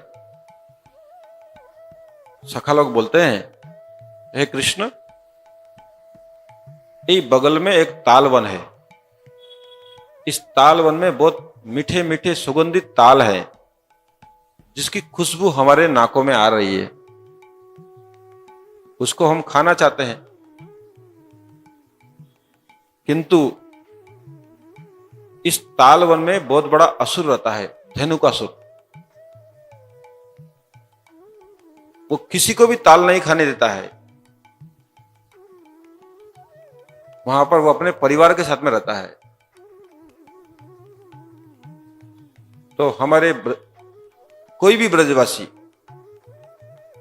वो ताल नहीं खा पाते हैं। अब तुम ऐसा समाधान करो ताकि परमानेंट हमको जब चाहे तब ताल खाने का मौका मिले। इस असुर की दाल ना गले, इस असुर का तुम वध कर दो। तो कृष्ण बोलते हैं, मैं इतने सारे असुरों को मारते मारते थक गया हूं, और कितने असुर मारूंगा मैं। पुतना को मार दिया, सकटासुर को मार दिया, तृणावर्त को मार दिया, बकासुर को मार दिया, वत्सासुर को मार दिया। मेरी भी तो कोई सीमा है मारने की, कितना मारूंगा मैं भी थक जाता हूं। इस बार बलराम जी को मौका देते हैं, ये काम बलराम जी करे। बलराम जी ने तो अभी एक भी नहीं मारा है। और बलराम को तो सुला करके पहले मैंने बहुत चरण दबा दिया है। सबसे पहले मैंने बलराम जी के ही चरण दबाए हैं ताकि इनको और ज्यादा आराम मिल जाए, बहुत शक्ति मिल जाए। तो हम सबको लगता है कि इनको मारना चाहिए। बलराम जी बोलते हैं, कृष्ण तुम्हारी जैसी इच्छा, मैं तो तुम्हारा सेवक हूं, मैं तो तुम्हारा दास हूं, तुम मुझे जब जिस सेवा में लगाना चाहोगे मैं लग जाता हूं। बलराम जी गुरु तत्व हैं। गुरु तत्व मतलब सेवक भगवान। भगवान होते भी उनका अभिमान क्या है? मैं दास हूं, मैं सेवक हूं, मैं आपका अनुगत हूं, आप जिस सेवा में चाहे मुझे लगाओ। तो बलराम जी ताल वन के अंदर प्रवेश करते हैं और एक ताल को बहुत जोर से झंझोड़ते हैं ऐसे करके। फिर उस ताल से दूसरा ताल टकराता है, फिर उससे तीसरा टकराता है। ऐसे करते करते सारे वन के ताल एक दूसरे से टकरा टकरा करके भयंकर आवाज करते हैं, पूरा जैसे भूकंप आ गया हो। इतना बड़ा जो है वहां पर माहौल हो गया। अब धेनुकासुर को पता लगा मेरी राजधानी में किसने पांव रख दिया, आज दिन तक किसी की हिम्मत नहीं है जो घुस जाए। जो आता है मर के जाता है, लगता है इसको भी गोविंदाय नमः होने की इच्छा है, आ जाओ। दो दो हाथ कर लेते हैं।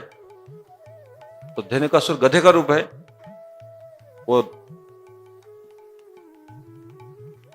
दौड़ता हुआ आता है और गधे के तो अस्त्र अपने पैर होते हैं। ये धेनुकासुर जो है वो स्थूल बुद्धि का परिचय, मोटी बुद्धि। जिसके अंदर मोटी बुद्धि होती है वो जल्दी से तत्व नहीं समझ पाता है, तत्व ज्ञान नहीं समझ पाता है। उसको कितना भी समझाओ कृष्ण तुम्हारे प्रिय हैं, तुम कृष्ण के दास हो, ये माया है, इस माया में जितना रहोगे उतना तुम्हारा अमंगल होगा, भगवान के पास जितना रहोगे उतना तुम्हारा कल्याण होगा। दुर्लभ मनुष्य का जीवन धर्म कर्म करने के लिए मिला है, भगवान की भक्ति करने के लिए मिला है, भोग विलास करने के लिए नहीं मिला है। भोग विलास करने के लिए तो हर जन्म में सुविधा है। अब किसी भी योनि में चले जाइए, कुत्ता बिल्ली सुअर, सब जन्मों के अंदर जितना चाहे उतना भोग विलास आप कर सकते हैं। ये सब सत्संग की बातें जिनके दिमाग में नहीं घुसती है उसको बोलते हैं मोटी बुद्धि, स्थूल बुद्धि। ये जो है मोटी बुद्धि का परिचय है। और सत्य ज्ञान का अभाव, तत्व ज्ञान का अभाव, और इसको मूर्खता भी बोल सकते हैं, डायरेक्ट मूर्खता। ये किस लिए होता है? तमोगुण का ज्यादा प्रभाव है, उसके ऊपर तमोगुण हावी है। ये तमोगुण का भी प्रतीक है। ये धेनुकासुर का पूर्व जन्म का कहानी क्या है? ये पूर्व जन्म में सहमिक था। एक बार गंधमादन पर्वत पर ये अपनी 10,000 पत्नियों के साथ में विहार कर रहा था। 16,108 रानियों के बारे में तो आपने सुना ही होगा। कृष्ण भगवान की 16,108 पत्नियां थी और 10,000 तो कम से कम इसकी भी है। इसकी भी 10,000 पत्नियां हैं। तो 10,000 पत्नियों के साथ में वहां पर विहार कर रहा है और विहार करते करते, चहल पहल करते करते थोड़ी आवाज हो रही है। बगल में दुर्वासा मुनि तपस्या कर रहे थे। उनकी तपस्या में भंग हो गया, तपस्या भंग हो गई, बाधा पड़ गई, ध्यान भंग हो गया। तो उन्होंने जैसे आंख खोला, ये सब करतूत इस अहम की है, सहमिक की। अभिशाप दे दिया, तुम गधे बन जाओ। गधे का जैसा तुम आचरण कर रहे हो, गधे के जैसा विषय भोग कर रहे हो। हम लोग कालिया दमन लीला में प्रवेश करते हैं। एक दिन कृष्ण बलराम गोचारण करने जा रहे हैं। आज जो है गोचारण में बलराम जी नहीं है, बलराम जी के अलावा सब ग्वाल बाल जो है जा रहे हैं। और गोचारण करते करते ये सभी लोग कालिया दह के पास पहुंच जाते हैं। वहां पर गायें जैसे ही कालिया दह का पानी पीती है और ग्वाल बाल भी उनको प्यास लगी थी, पानी पीते हैं, सब लोग मूर्छित हो जाते हैं।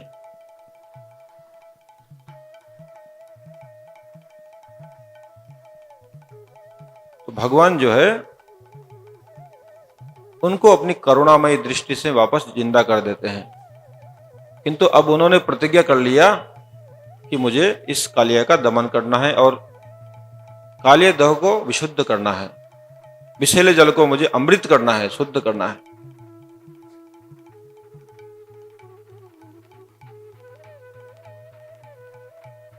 उसी समय वे कदम्ब के पेड़ पर, वहां पर एक कदम्ब का पेड़ था, उस पेड़ के ऊपर उठ जाते हैं। वहां पर आसपास में जितने पेड़ थे सब जल के भस्म हो गए थे। उसके विष की ज्वाला से आसपास में पशु पक्षी पेड़ पौधे सब नष्ट हो गए थे, नजदीक कोई जा नहीं पाता था। वो पेड़ क्यों बचा हुआ था? क्योंकि उसके ऊपर गरुड़ ने अमृत डाला था। वो अमृत गिरने की वजह से वो पेड़ अमर हो गया। अभी भी वो पेड़ है वृंदावन में, जिसको हम लोग सब प्रणाम करने जाते हैं। वृंदावन के अंदर परिक्रमा मार्ग में पड़ता है। वहां से भगवान छलांग लगाते हैं कालिया दह में, और जहां पर कालिया नाग सो रहा है, विश्राम कर रहा है, सीधे वहां पर जाते हैं और उसके शरीर में जोर से लात मारते हैं। तुरंत फुफाड़ने लगता है,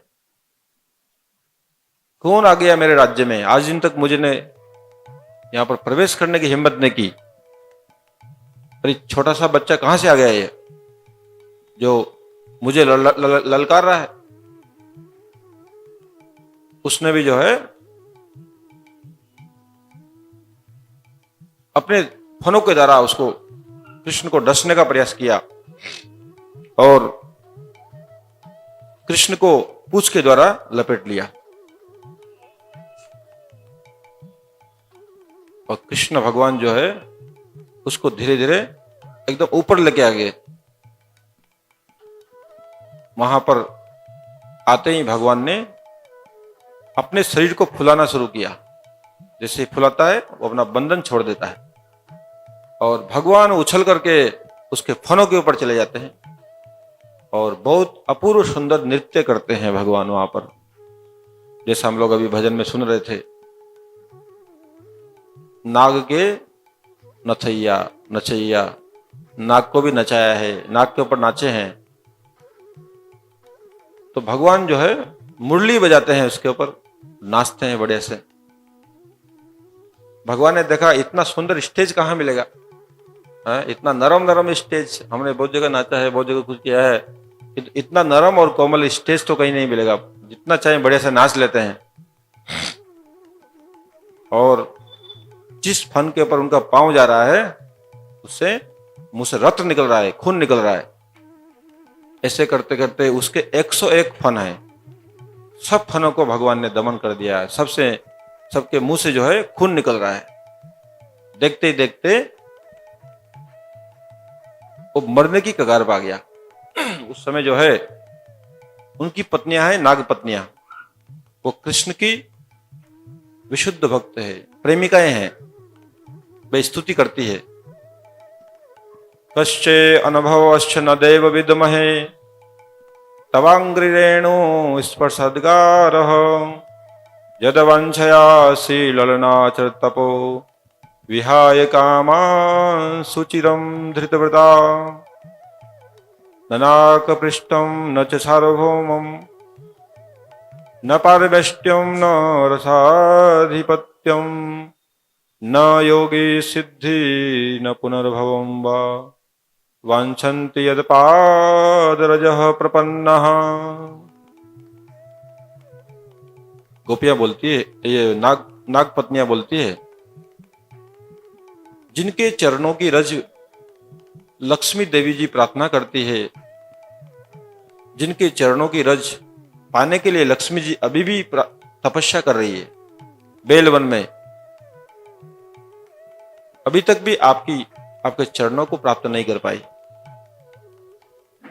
इस कालिया नाग ने ऐसा क्या सौभाग्य किया है, क्या ऐसा कर्म किया है जो आपके चरण इसके मस्तक पर पड़े हैं। हमारा पति कितना सौभाग्यशाली है। हे प्रभु, न हमें स्वर्ग चाहिए, न हमें पूरा पृथ्वी का राज्य चाहिए, न हमें मुक्ति चाहिए, न हमें योग सिद्धि चाहिए, हमें ये सब कुछ नहीं चाहिए, बस आपके चरणों की भक्ति प्राप्त हो। ऐसी जो है नाग पत्नियां प्रार्थना करती है। ये वॉल्यूम में साउंड का क्या हुआ, साउंड तुरंत बदल गया।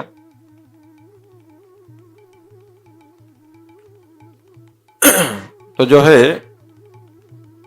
नाग पत्नियां जब इस प्रकार प्रार्थना कर रही है तो भगवान उनकी भक्ति से संतुष्ट हो जाते हैं और बोलते हैं, ठीक है, इसको मैं नहीं मारता हूं, छोड़ देता हूं, किंतु इसको ये कालिया दह छोड़ के जाना पड़ेगा। नाग पत्नियां बोलती है, ये जहां भी जाएगा मारा जाएगा, क्योंकि इसका परम शत्रु गरुड़ है। इस कालिया दह में उसको अभिशाप है, इसलिए आके नहीं मारता है। अभी जहां भी जाएगा गरुड़ इसको मार देगा।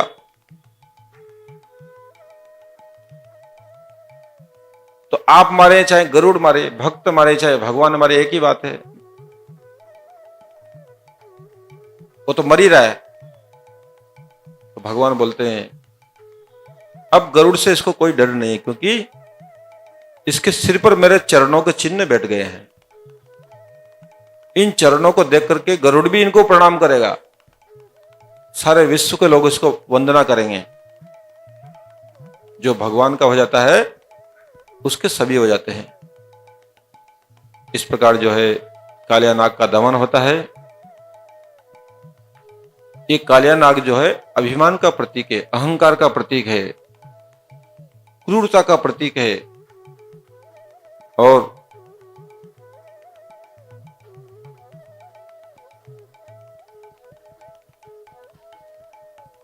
खल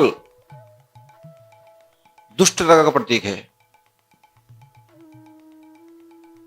इस प्रकार कालिया नाग का दमन करते हैं। कालिया नाग का दमन करने के बाद उसी दिन सभी ब्रजवासी ग्वाल बाल अपने गाय के बछड़ों के साथ में बहुत थक जाते हैं। जब कालिया नाग का दमन हो रहा था उसमें नंद बाबा, यशोदा मां सब खबर मिलते ही तुरंत दौड़ आए थे। बलराम जी भी आ गए। कृष्ण पर संकट आ गया है, कृष्ण को एक नाग ने पकड़ लिया है। तो उसलिए उस दिन सब ब्रजवासी वहां पर आ गए थे।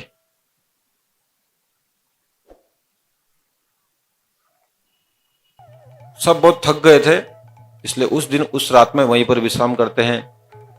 तो रात में देखते हैं कि अचानक जो है पूरे जंगल में आग लग गई है आसपास। ये लोग बीच में फंस गए। तो भगवान ने देखते ही देखते उस दावानल का पान कर लिया, अग्नि का पान कर लिया। भगवान भक्तों की रक्षा के लिए कुछ भी कर सकते हैं, वो आग भी पी जाते हैं। भक्तों का दुख वो खुद हरण कर लेते हैं, उनको आनंद देते हैं। इस प्रकार जो है भगवान दावानल का पान करते हैं। तो ये दावानल क्यों हुआ? वहां पर जितने पेड़ पौधे थे दूर दूर तक जो बचे हुए थे सब विषैले हो गए थे, सब जहरीले हो गए थे। तो भगवान ने देखा मैंने कालियादह को तो विशुद्ध कर दिया, कि तो यहाँ के आसपास की जो दूर दूर तक वनस्पति जो कुछ बची हुई है वो जहरीली हो गई है, उसका फल कोई खाएगा, उस पेड़ पौधे का कुछ पत्ता वत्ता कोई प्रयोग करेगा, उनका मृत्यु हो जाएगा। इसलिए भगवान ने दावानल कर दिया, अग्नि जला दी और सब नष्ट कर दिया। थोड़ी बहुत बची कुची बाधा है उसको भी भगवान ने समाप्त कर दिया।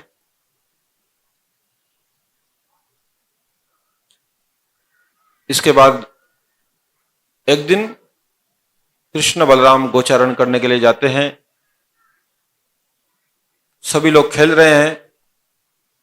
आज जो है एक दूसरे की पीठ पर चढ़ने वाला खेल खेल रहे हैं। जो हारेगा वो दूसरे को पीठ में चढ़ाएगा।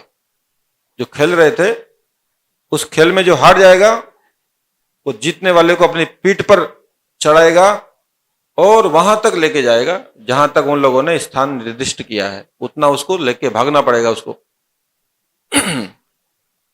तो इसी खेल में जो है प्रलंबासुर आ गया, वो भी ग्वाल बाल बनकर के आ जाता है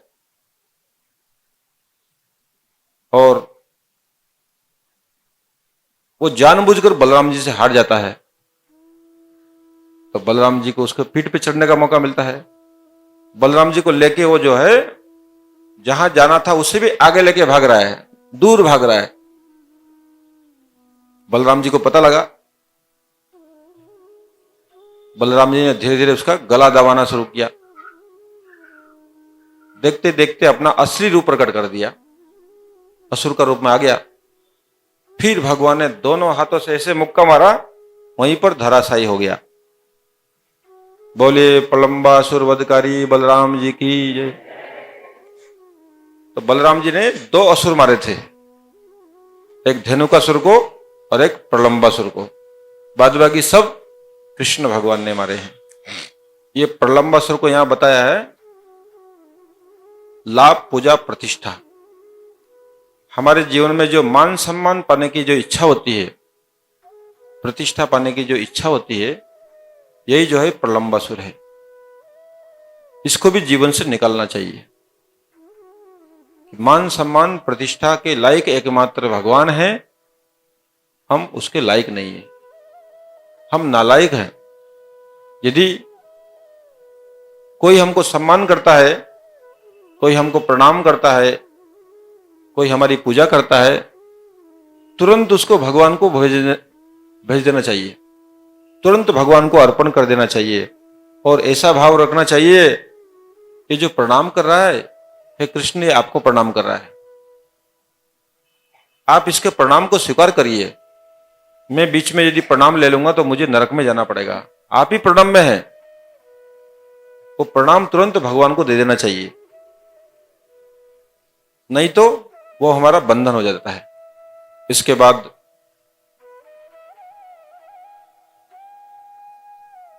20वें अध्याय में, 10वें स्कंद के 20वें अध्याय में शरद ऋतु और वर्षा ऋतु का वर्णन है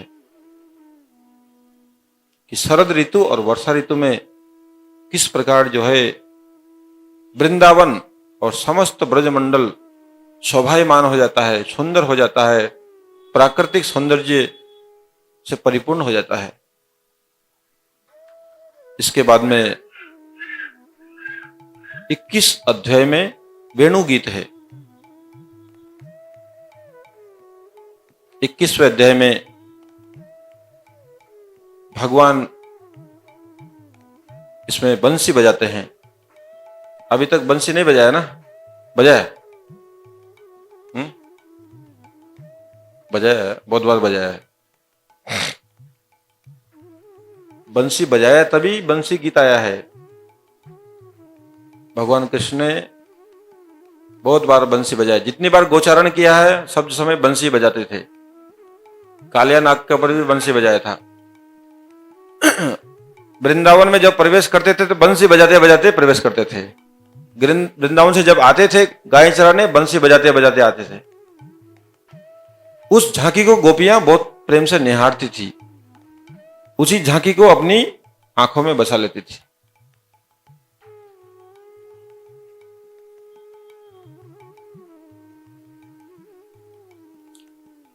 तो एक दिन कृष्ण ग्वाल बालों के साथ में वृंदावन से गाय चराने के लिए निकलते हैं, गोचारण के लिए निकलते हैं। गाय चराते चराते भगवान बंसी वादन कर रहे हैं, बंसी बजा रहे हैं। सबसे पहले बंसी की ध्वनि गोपियों के कानों में प्रवेश करती है। गोपियां वृंदावन में है, कृष्ण गोचारण के लिए बाहर है। जो अधिकारी है उसको पहले सुनाई पड़ता है। बंसी ध्वनि की प्रथम अधिकारी कौन है? गोपियां हैं। इसलिए पहले उनके कानों में बंसी की ध्वनि जाती है। जैसे ही बंसी की ध्वनि जाती है, उनका मन कृष्ण के रूप की तरफ आकृष्ट हो जाता है। कृष्ण की जो मोहिनी छवि है उनकी आंखों के सामने तैरने लगती है। वो क्या छवि है? वरहापीडम नटवर वपु कर्णयो कर्णिकारम विप्रतवासः कनकपिशं वैजयन्तीं च मालाम् रन्ध्रान् वेणुअधर सुदया पूरेण गोपवृन्दे वृन्दारण्यं सपदरमणं प्राविशत गीतकीर्ति। भगवान का नटवर वेश है, मयूर पुच्छ धारण किए हुए हैं, अधरों में बंसी बजा रहे हैं, कानों में कनीर का पुष्प है, पुष्प का चूड़ा पहने हुए हैं, पीतांबर धारण किए हुए हैं, वनमाला परिधान किए हुए हैं, मधुर मधुर मुस्कुरा रहे हैं और बहुत मधुर मधुर बंसी बजा रहे हैं। ये रूप जो है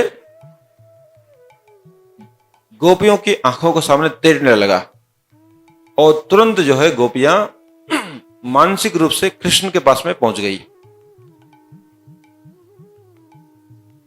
और बोलती है, अक्षणताम फलमिदं न परम विदामः सख्ये पशून अनु विवशयो वयस्यै रक्तम ब्रेश सुततनयो अणुवेणुजुष्टम जैर्वै निपित अनुरक्त कटाक्ष मोक्षम। हे सखियों, इन आंखों की सफलता कब है? जब ये आंखें कृष्ण का दर्शन करें, कृष्ण के रूप को निहारें, तब इन आंखों की सफलता है। जो आंखें भगवान के रूप का दर्शन नहीं करती है, इतने परम सुंदर रूप को नहीं निकारती है, वो आंखें सर्प का बिल है। वो आंखें, कानों में एकमात्र वो आंखें जो है मयूरपुच्छ की आंखें हैं। इसलिए जो है इन आंखों की सफलता तभी है जब आंखें कृष्ण का दर्शन करें। इसके बाद गोपियां उनके कृष्ण भगवान के रूप को निहार रही है। निहारते निहारते पहले आंखों को देखती है, इसलिए आंखों के सौभाग्य का वर्णन करती है। फिर गोपियों का मन उनकी बंसी की तरफ जाता है, जिस बंसी की ध्वनि ने उनका मन को आकर्षण किया है। भगवान अपने अधरों पर जो है बंसी बजा रहे हैं। भगवान देखते हैं, गोपियां देखती है, ये बंसी, ये मुरली, ये कितनी सौभाग्यशाली है जो निरंतर भगवान के अधरों में लगी रहती है। भगवान तो हमको कभी कभी चुंबन करते हैं तो कुछ समय के लिए, किंतु जितना टाइम तक बंसी बजाते हैं उतना टाइम तक भगवान इस बंसी को चुंबन कर रहे हैं। ये तो हमसे भी ज्यादा सौभाग्यशाली है और इतनी ज्यादा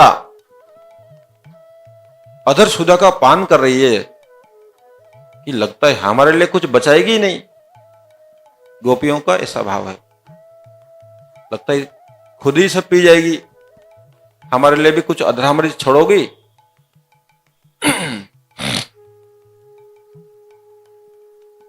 हे बंसी, तुम्हारा कितना बड़ा सौभाग्य है कि भगवान 24 घंटा तुमको अपने साथ में रखते हैं। सोते हैं तो अपने साथ में लेके सोते हैं, गाय चराने जाते हैं तो अपनी कमर में लेके यहाँ ठूस लेते हैं, बजाते हैं तो अपने अधरों में रहते हैं। तुम कितनी बड़ी सौभाग्यशाली हो कि तुमको 24 घंटा कृष्ण का सानिध्य प्राप्त होता है। ये सौभाग्य तो नंद बाबा को भी नहीं मिला, ये सौभाग्य तो हम लोग को भी नहीं मिला। जब आप गोचारण में जाते हैं तब सखाओं के साथ में होते हैं, तब गोपियों के साथ में नहीं होते हैं, नंद बाबा के साथ में, यशोदा माँ के साथ नहीं होते हैं। जब घर में आते हैं तो नंद बाबा के साथ में होते हैं, यशोदा माँ के साथ में होते हैं, हमारे साथ में नहीं होते हैं। जब हमारे साथ में होते हैं तो उनके साथ में नहीं होते, उनके साथ में होते हैं तो हमारे साथ में नहीं होते। ऐसा आपका लीला है। किंतु बंसी कितनी बड़ी सौभाग्यशाली है जो 24 घंटा आपका सानिध्य प्राप्त करती है। जरूर इसने बहुत बड़ा पुण्य किया है। क्या पुण्य किया है? बहुत बड़ा तुमने त्याग किया है, तभी भगवान ने तुमको अपने अधरों में बैठाया है। तुमको पहले अपने परिवार से अलग किया गया। बांस का बहुत बड़ा परिवार होता है ना, बांस का, उसमें से किसी एक पेड़ को सेलेक्ट करते हैं जिससे हमको बंसी बनानी होती है। उस पेड़ को सेलेक्ट करते हैं, फिर उस पेड़ को काटते हैं, उस पेड़ से में भी फिर छोटा टुकड़ा काटते हैं। पहले परिवार से अलग किया, समाज से अलग किया, अपने आप से भी अलग कर दिया। अपने आप से मतलब अपने शरीर को आत्मा अलग कर दिया। मतलब जो कृष्ण के अधरों में जाना चाहता है, बंसी होना चाहता है, उसको अपने अंदर जो अहम भाव है, देहात्म बोध है, मैं शरीर हूं, इस भाव से अलग किया। फिर गरम गरम लोहे की सलाखा तुम्हारे अंदर घुसाई गई, तुमको पोला कर दिया। पोला, पोला मतलब पूरा खाली। तो भगवान भी जीव को खाली कर देते हैं, जिसको अपना बनाते हैं पूरा खाली कर देते हैं। अपना बोल के तुम्हारा जो कुछ भी है उसको सब खाली करते हैं। अहमता, ममता, मैं, मेरा, जहां जहां भी आसक्ति अटकी हुई है सब खाली करते हैं। फिर उसमें 7 छिद्र करते हैं। ये सब जो है हमारे अंदर जितने दोष हैं उसको निकाल रहे हैं। अब बंसी जो है तब बजती है जब कृष्ण बजाते हैं, नहीं बजाते तो नहीं बजती है। ये पूर्ण शरणागति का प्रतीक है। मतलब कृष्ण जो बोलेंगे वही करेंगे, नहीं तो नहीं करेंगे। इस प्रकार जो है इतनी बड़ी साधना की ये तपस्या, तब जाकर के ये मुरली कृष्ण के अधरों में आई। इसलिए ये परम सौभाग्यशाली है। हे बंसी, तुम जिस कुल में जन्म लिए हो वो कुल तुम्हारा धन्य है। ये वृक्ष कुल ये परम धन्य हो गया है।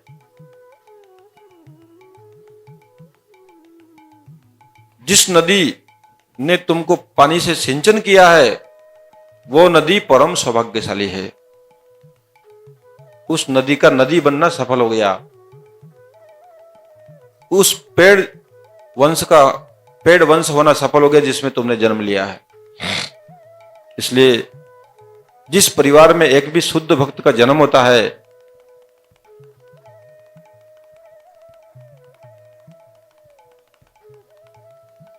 उसके 21 कुल का उद्धार हो जाता है, 21 पीढ़ियों का उद्धार हो जाता है।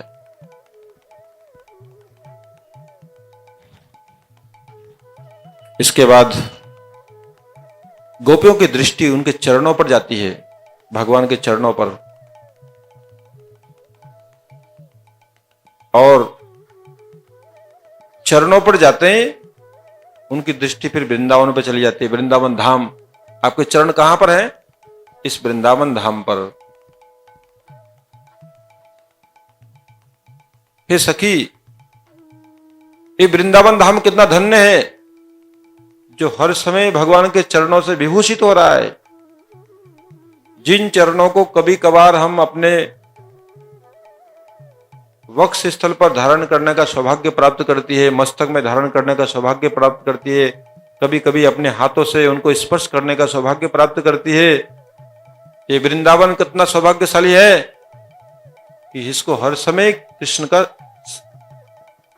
चरण स्पर्श प्राप्त हो रहा है। इसलिए गोपियां उस वृंदावन को भी प्रणाम करती है। हे वृंदावन धाम, तुम कभी कृपा करोगे तो हमको भी कृष्ण का ऐसा सानिध्य प्राप्त होगा। मुरली से भी प्रार्थना करती है, हे मुरली, हे बंसी, तुम भी हम पर कृपा करो ताकि कभी न कभी किसी न किसी जन्म में हम भी जैसे कृष्ण तुमको चुंबन करते रहते हैं वैसा चुंबन हमको अधिक समय तक प्राप्त हो।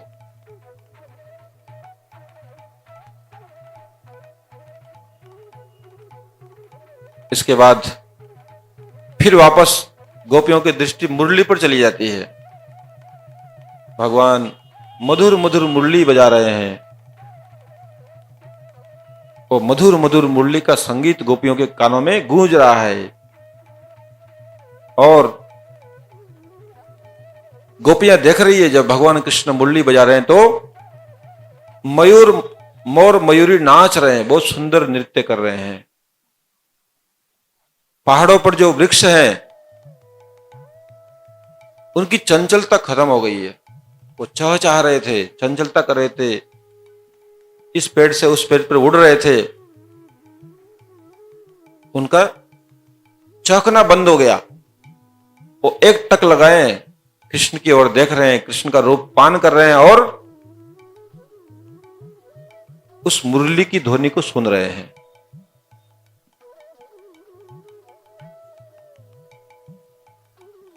इस प्रकार जो है, जो चंचल है वो स्थिर हो जा रहा है, जो स्थिर है वो चंचल हो जा रहा है। यह भगवान की मुरली का प्रभाव है। इसके बाद गोपियां देखती है कि जब कृष्ण मधुर मधुर बंसी बजा रहे हैं, हिरनियों का झुंड अपने पतियों के साथ में कृष्ण की मुरली की तरफ आ रहा है। धीरे धीरे उनके रूप को निहार रहा है। सबके कान खड़े हैं कंस की बंसी को सुनने के लिए। सब धीरे एकदम मूर्ति की तरह खड़े हो जाते हैं, जैसे स्टेचू होता है, मूर्ति होता है, कोई चंचलता नहीं। और वृंदावन की हिरनियों की आंखों से आंसू बह रहे हैं कृष्ण के प्रेम में। भगवान ने केवल मनुष्य को ही प्रेम नहीं दिया, सबको प्रेम दिया है। वही काम चैतन्य महाप्रभु ने भी किया है। झारखंड के जंगलों से जब गुजर रहे थे, पशु पक्षी कीट पतंग सबको प्रेम दिया। सब लोग उनके सामने उसके साथ में नाचे थे, हरे कृष्ण महामंत्र करते करते नाचे थे।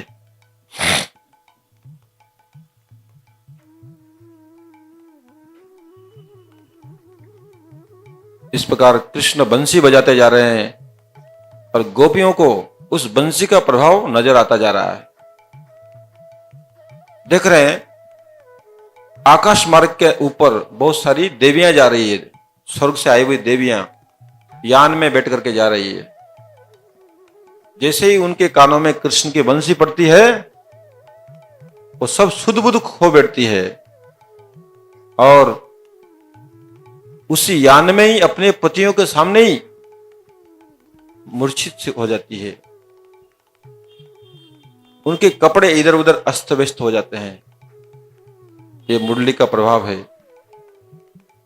लक्ष्मी जी के कान में जब मुरली की ध्वनि पड़ती है, लक्ष्मी जी भगवान नारायण की चरण सेवा कर रही थी, नारायण को छोड़ के भाग के जाती है। इतनी मधुर मुरली कहां बज रही है। हे प्रभु, एक बार मुरली बजाने वाले को देखने की इच्छा है। उनकी मुरली इतनी मधुर है, मुरली की तान इतनी मधुर है, मुरली वाला कितना मधुर होगा, उसको एक बार निहारने की इच्छा है। भगवान नारायण बोलते हैं, तुम पति की सेवा छोड़ के कहां जा रही हो? सती पत्नी का धर्म है पति की सेवा करना। बोले, असली पति तो वही है, आपका भी तो जन्म उनसे ही हुआ है, कृष्ण भगवान ने आपको जन्म दिया है, तो मैं उनके प्रति थोड़ी देर के लिए आकृष्ट हो जाते हैं तो उसमें आपको जलन होने की तो जरूरत नहीं है, आपको आनंदित होना चाहिए। आप ईर्ष्या क्यों कर रहे हैं? मैं तो अपने परम पति से मिलने जा रहे हूं, मैं तो अपने परम पति का सानिध्य प्राप्त करने के लिए जा रही हूं। भगवान नारायण बोलते हैं, तुम धन्य हो, हे देवी तुम धन्य हो, जाओ। वही हमारे परम आराध्य हैं, वही हमारे भी पति हैं, सबके पति हैं, वो जगत पति हैं। तुम धन्य हो, तुमको उनकी मुरली ने आकृष्ट किया है, उनके रूप ने आकृष्ट किया है। मेरा जीवन तो बेकार हो गया, मुझे तो अभी तक कृष्ण की बंसी भी नहीं सुनाई दी, इसलिए तो मैं सो रहा हूं, नहीं तो मैं भी दौड़ पड़ता। तुम पर कृष्ण की कृपा हुई है, जाओ देवी जाओ।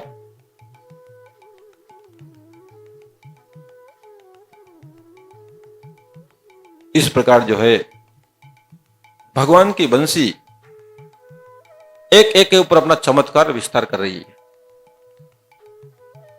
यही बंसी की ध्वनि जब गायों के कानों में जाती है, गायों का घास चरना बंद हो जाता है। जो गाय जहां घास जिस अवस्था में खा रही है उस अवस्था में रह जाती है। किसी का मुंह ऐसे नीचे है, वहीं पर ही मुंह हो गया और उठता नहीं है। कोई घास को लेके थोड़ा ऊपर ऐसे चबा रही थी, बस मुंह ऐसे हो जाता है। किसी का मुंह ऐसा है। जिस अवस्था में जो गाय है एकदम मूर्ति हो जाती है, वहीं पर बस उनकी आंखों से केवल आंसू बह रहे हैं, गायों के आंसुओं से, और सब कृष्ण की ओर निहार रही है। गाय के बछड़े जो गाय का दूध पी रहे थे, उनका मुंह स्तन में लगा ही रह गया,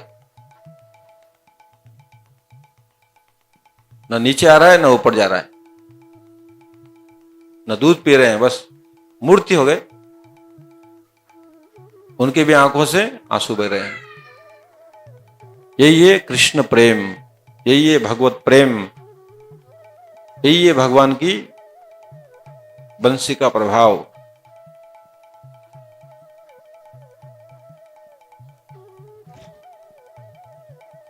वहां पर जितने पक्षी हैं, जो पेड़ पौधों पर सब बैठे हैं, सब पक्षी एकदम मूर्ति की तरह हो जाते हैं। वो भी बंसी की ध्वनि सुन रहे हैं। यमुना नदी बहुत चहलमहल करके बह रही थी, कलकल करके उसकी आवाज हो रही थी। जैसे बंसी की ध्वनि यमुना के कान में जाती है, यमुना नदी स्थिर हो जाती है, उसका बहना बंद हो जाता है। कृष्ण भगवान जब बंसी बजा रहे हैं, ऊपर थोड़ा थोड़ा धूप था। यही बंसी की ध्वनि जब बादलों के कानों में जाती है, मेघ, वो मेघ जो है छत्र का रूप धारण करके कृष्ण के ऊपर एक छाता का काम करते हैं।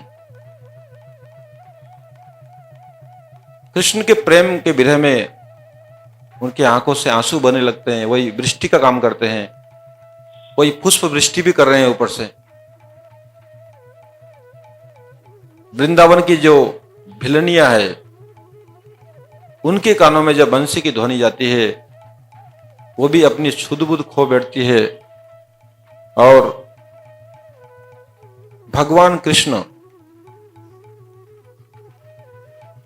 जिस वृंदावन में भ्रमण करते हैं, उस वृंदावन की रज को अपने हृदय में धारण करती है और अपनी विरह की ज्वाला समाप्त करती है उसके द्वारा।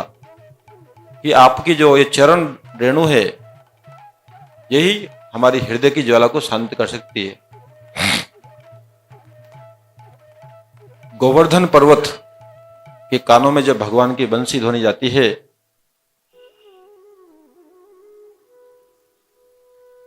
गोवर्धन पर्वत झरनों का रूप धारण करके जोर जोर से बहने लगता है। इतने आंसू बह रहे हैं, इतने आंसू बह रहे हैं कि वो झरने एकदम पानी से भर गए। हंतायम अद्रि अबला हरिदास वर्जो जद राम कृष्ण चरण स्पर्श प्रमोद मानम तनोति सह गोगणयो तयोर्यत्पान्यसुयो कंदमूलै। हे गोवर्धन, तुम धन्य हो, तुम सर्वांग देकर के कृष्ण की सेवा करते हो। तुम्हारी हर वस्तु भगवान ग्रहण करते हैं, तुम्हारी कंदराओं में भगवान खेलते हैं, तुम सबको घास कंद मूल फल सब देते हो। तुम भगवान के सेवकों में श्रेष्ठ हो, हरिदास वर्य, भगवान के दासों में तुम महान हो। इस प्रकार जो है भगवान अपनी बंसी के द्वारा सब गोपियों का चित्त आकर्षित करते हैं और उसके द्वारा उनका मन उनमें ही रमा रहता है। और बंसी की ध्वनि जड़ को चेतन करती है, चेतन को जड़ कर देती है। इसे भगवान की मधुर ध्वनि जीवन में कभी, मधुर बंसी जीवन में कभी सुनने की इच्छा है तो क्या करना पड़ेगा? गोपी बनना पड़ेगा। गोपियों ने तो सुना है और गोपियां ही जो है बंसी की महिमा गा रही है। इसलिए जीवन में कभी मधुर बंसी की ध्वनि सुनने की इच्छा है तो गोपी भाव को लाना पड़ेगा, गोपी बनना पड़ेगा। गोपी भाव का मतलब होता है जो समस्त इंद्रियों के द्वारा कृष्ण रस का पान करती है, समस्त इंद्रियों के द्वारा जो भगवान की सेवा करती है। गोपी पुरुष भी बन सकता है, गोपी स्त्री भी बन सकती है। ये एक भाव का नाम है, गोपी एक भाव है। तो आज हम जो है यहीं पर कथा को विराम देते हैं। इसके बाद में शाम के सत्र में हम लोग श्रवण करेंगे।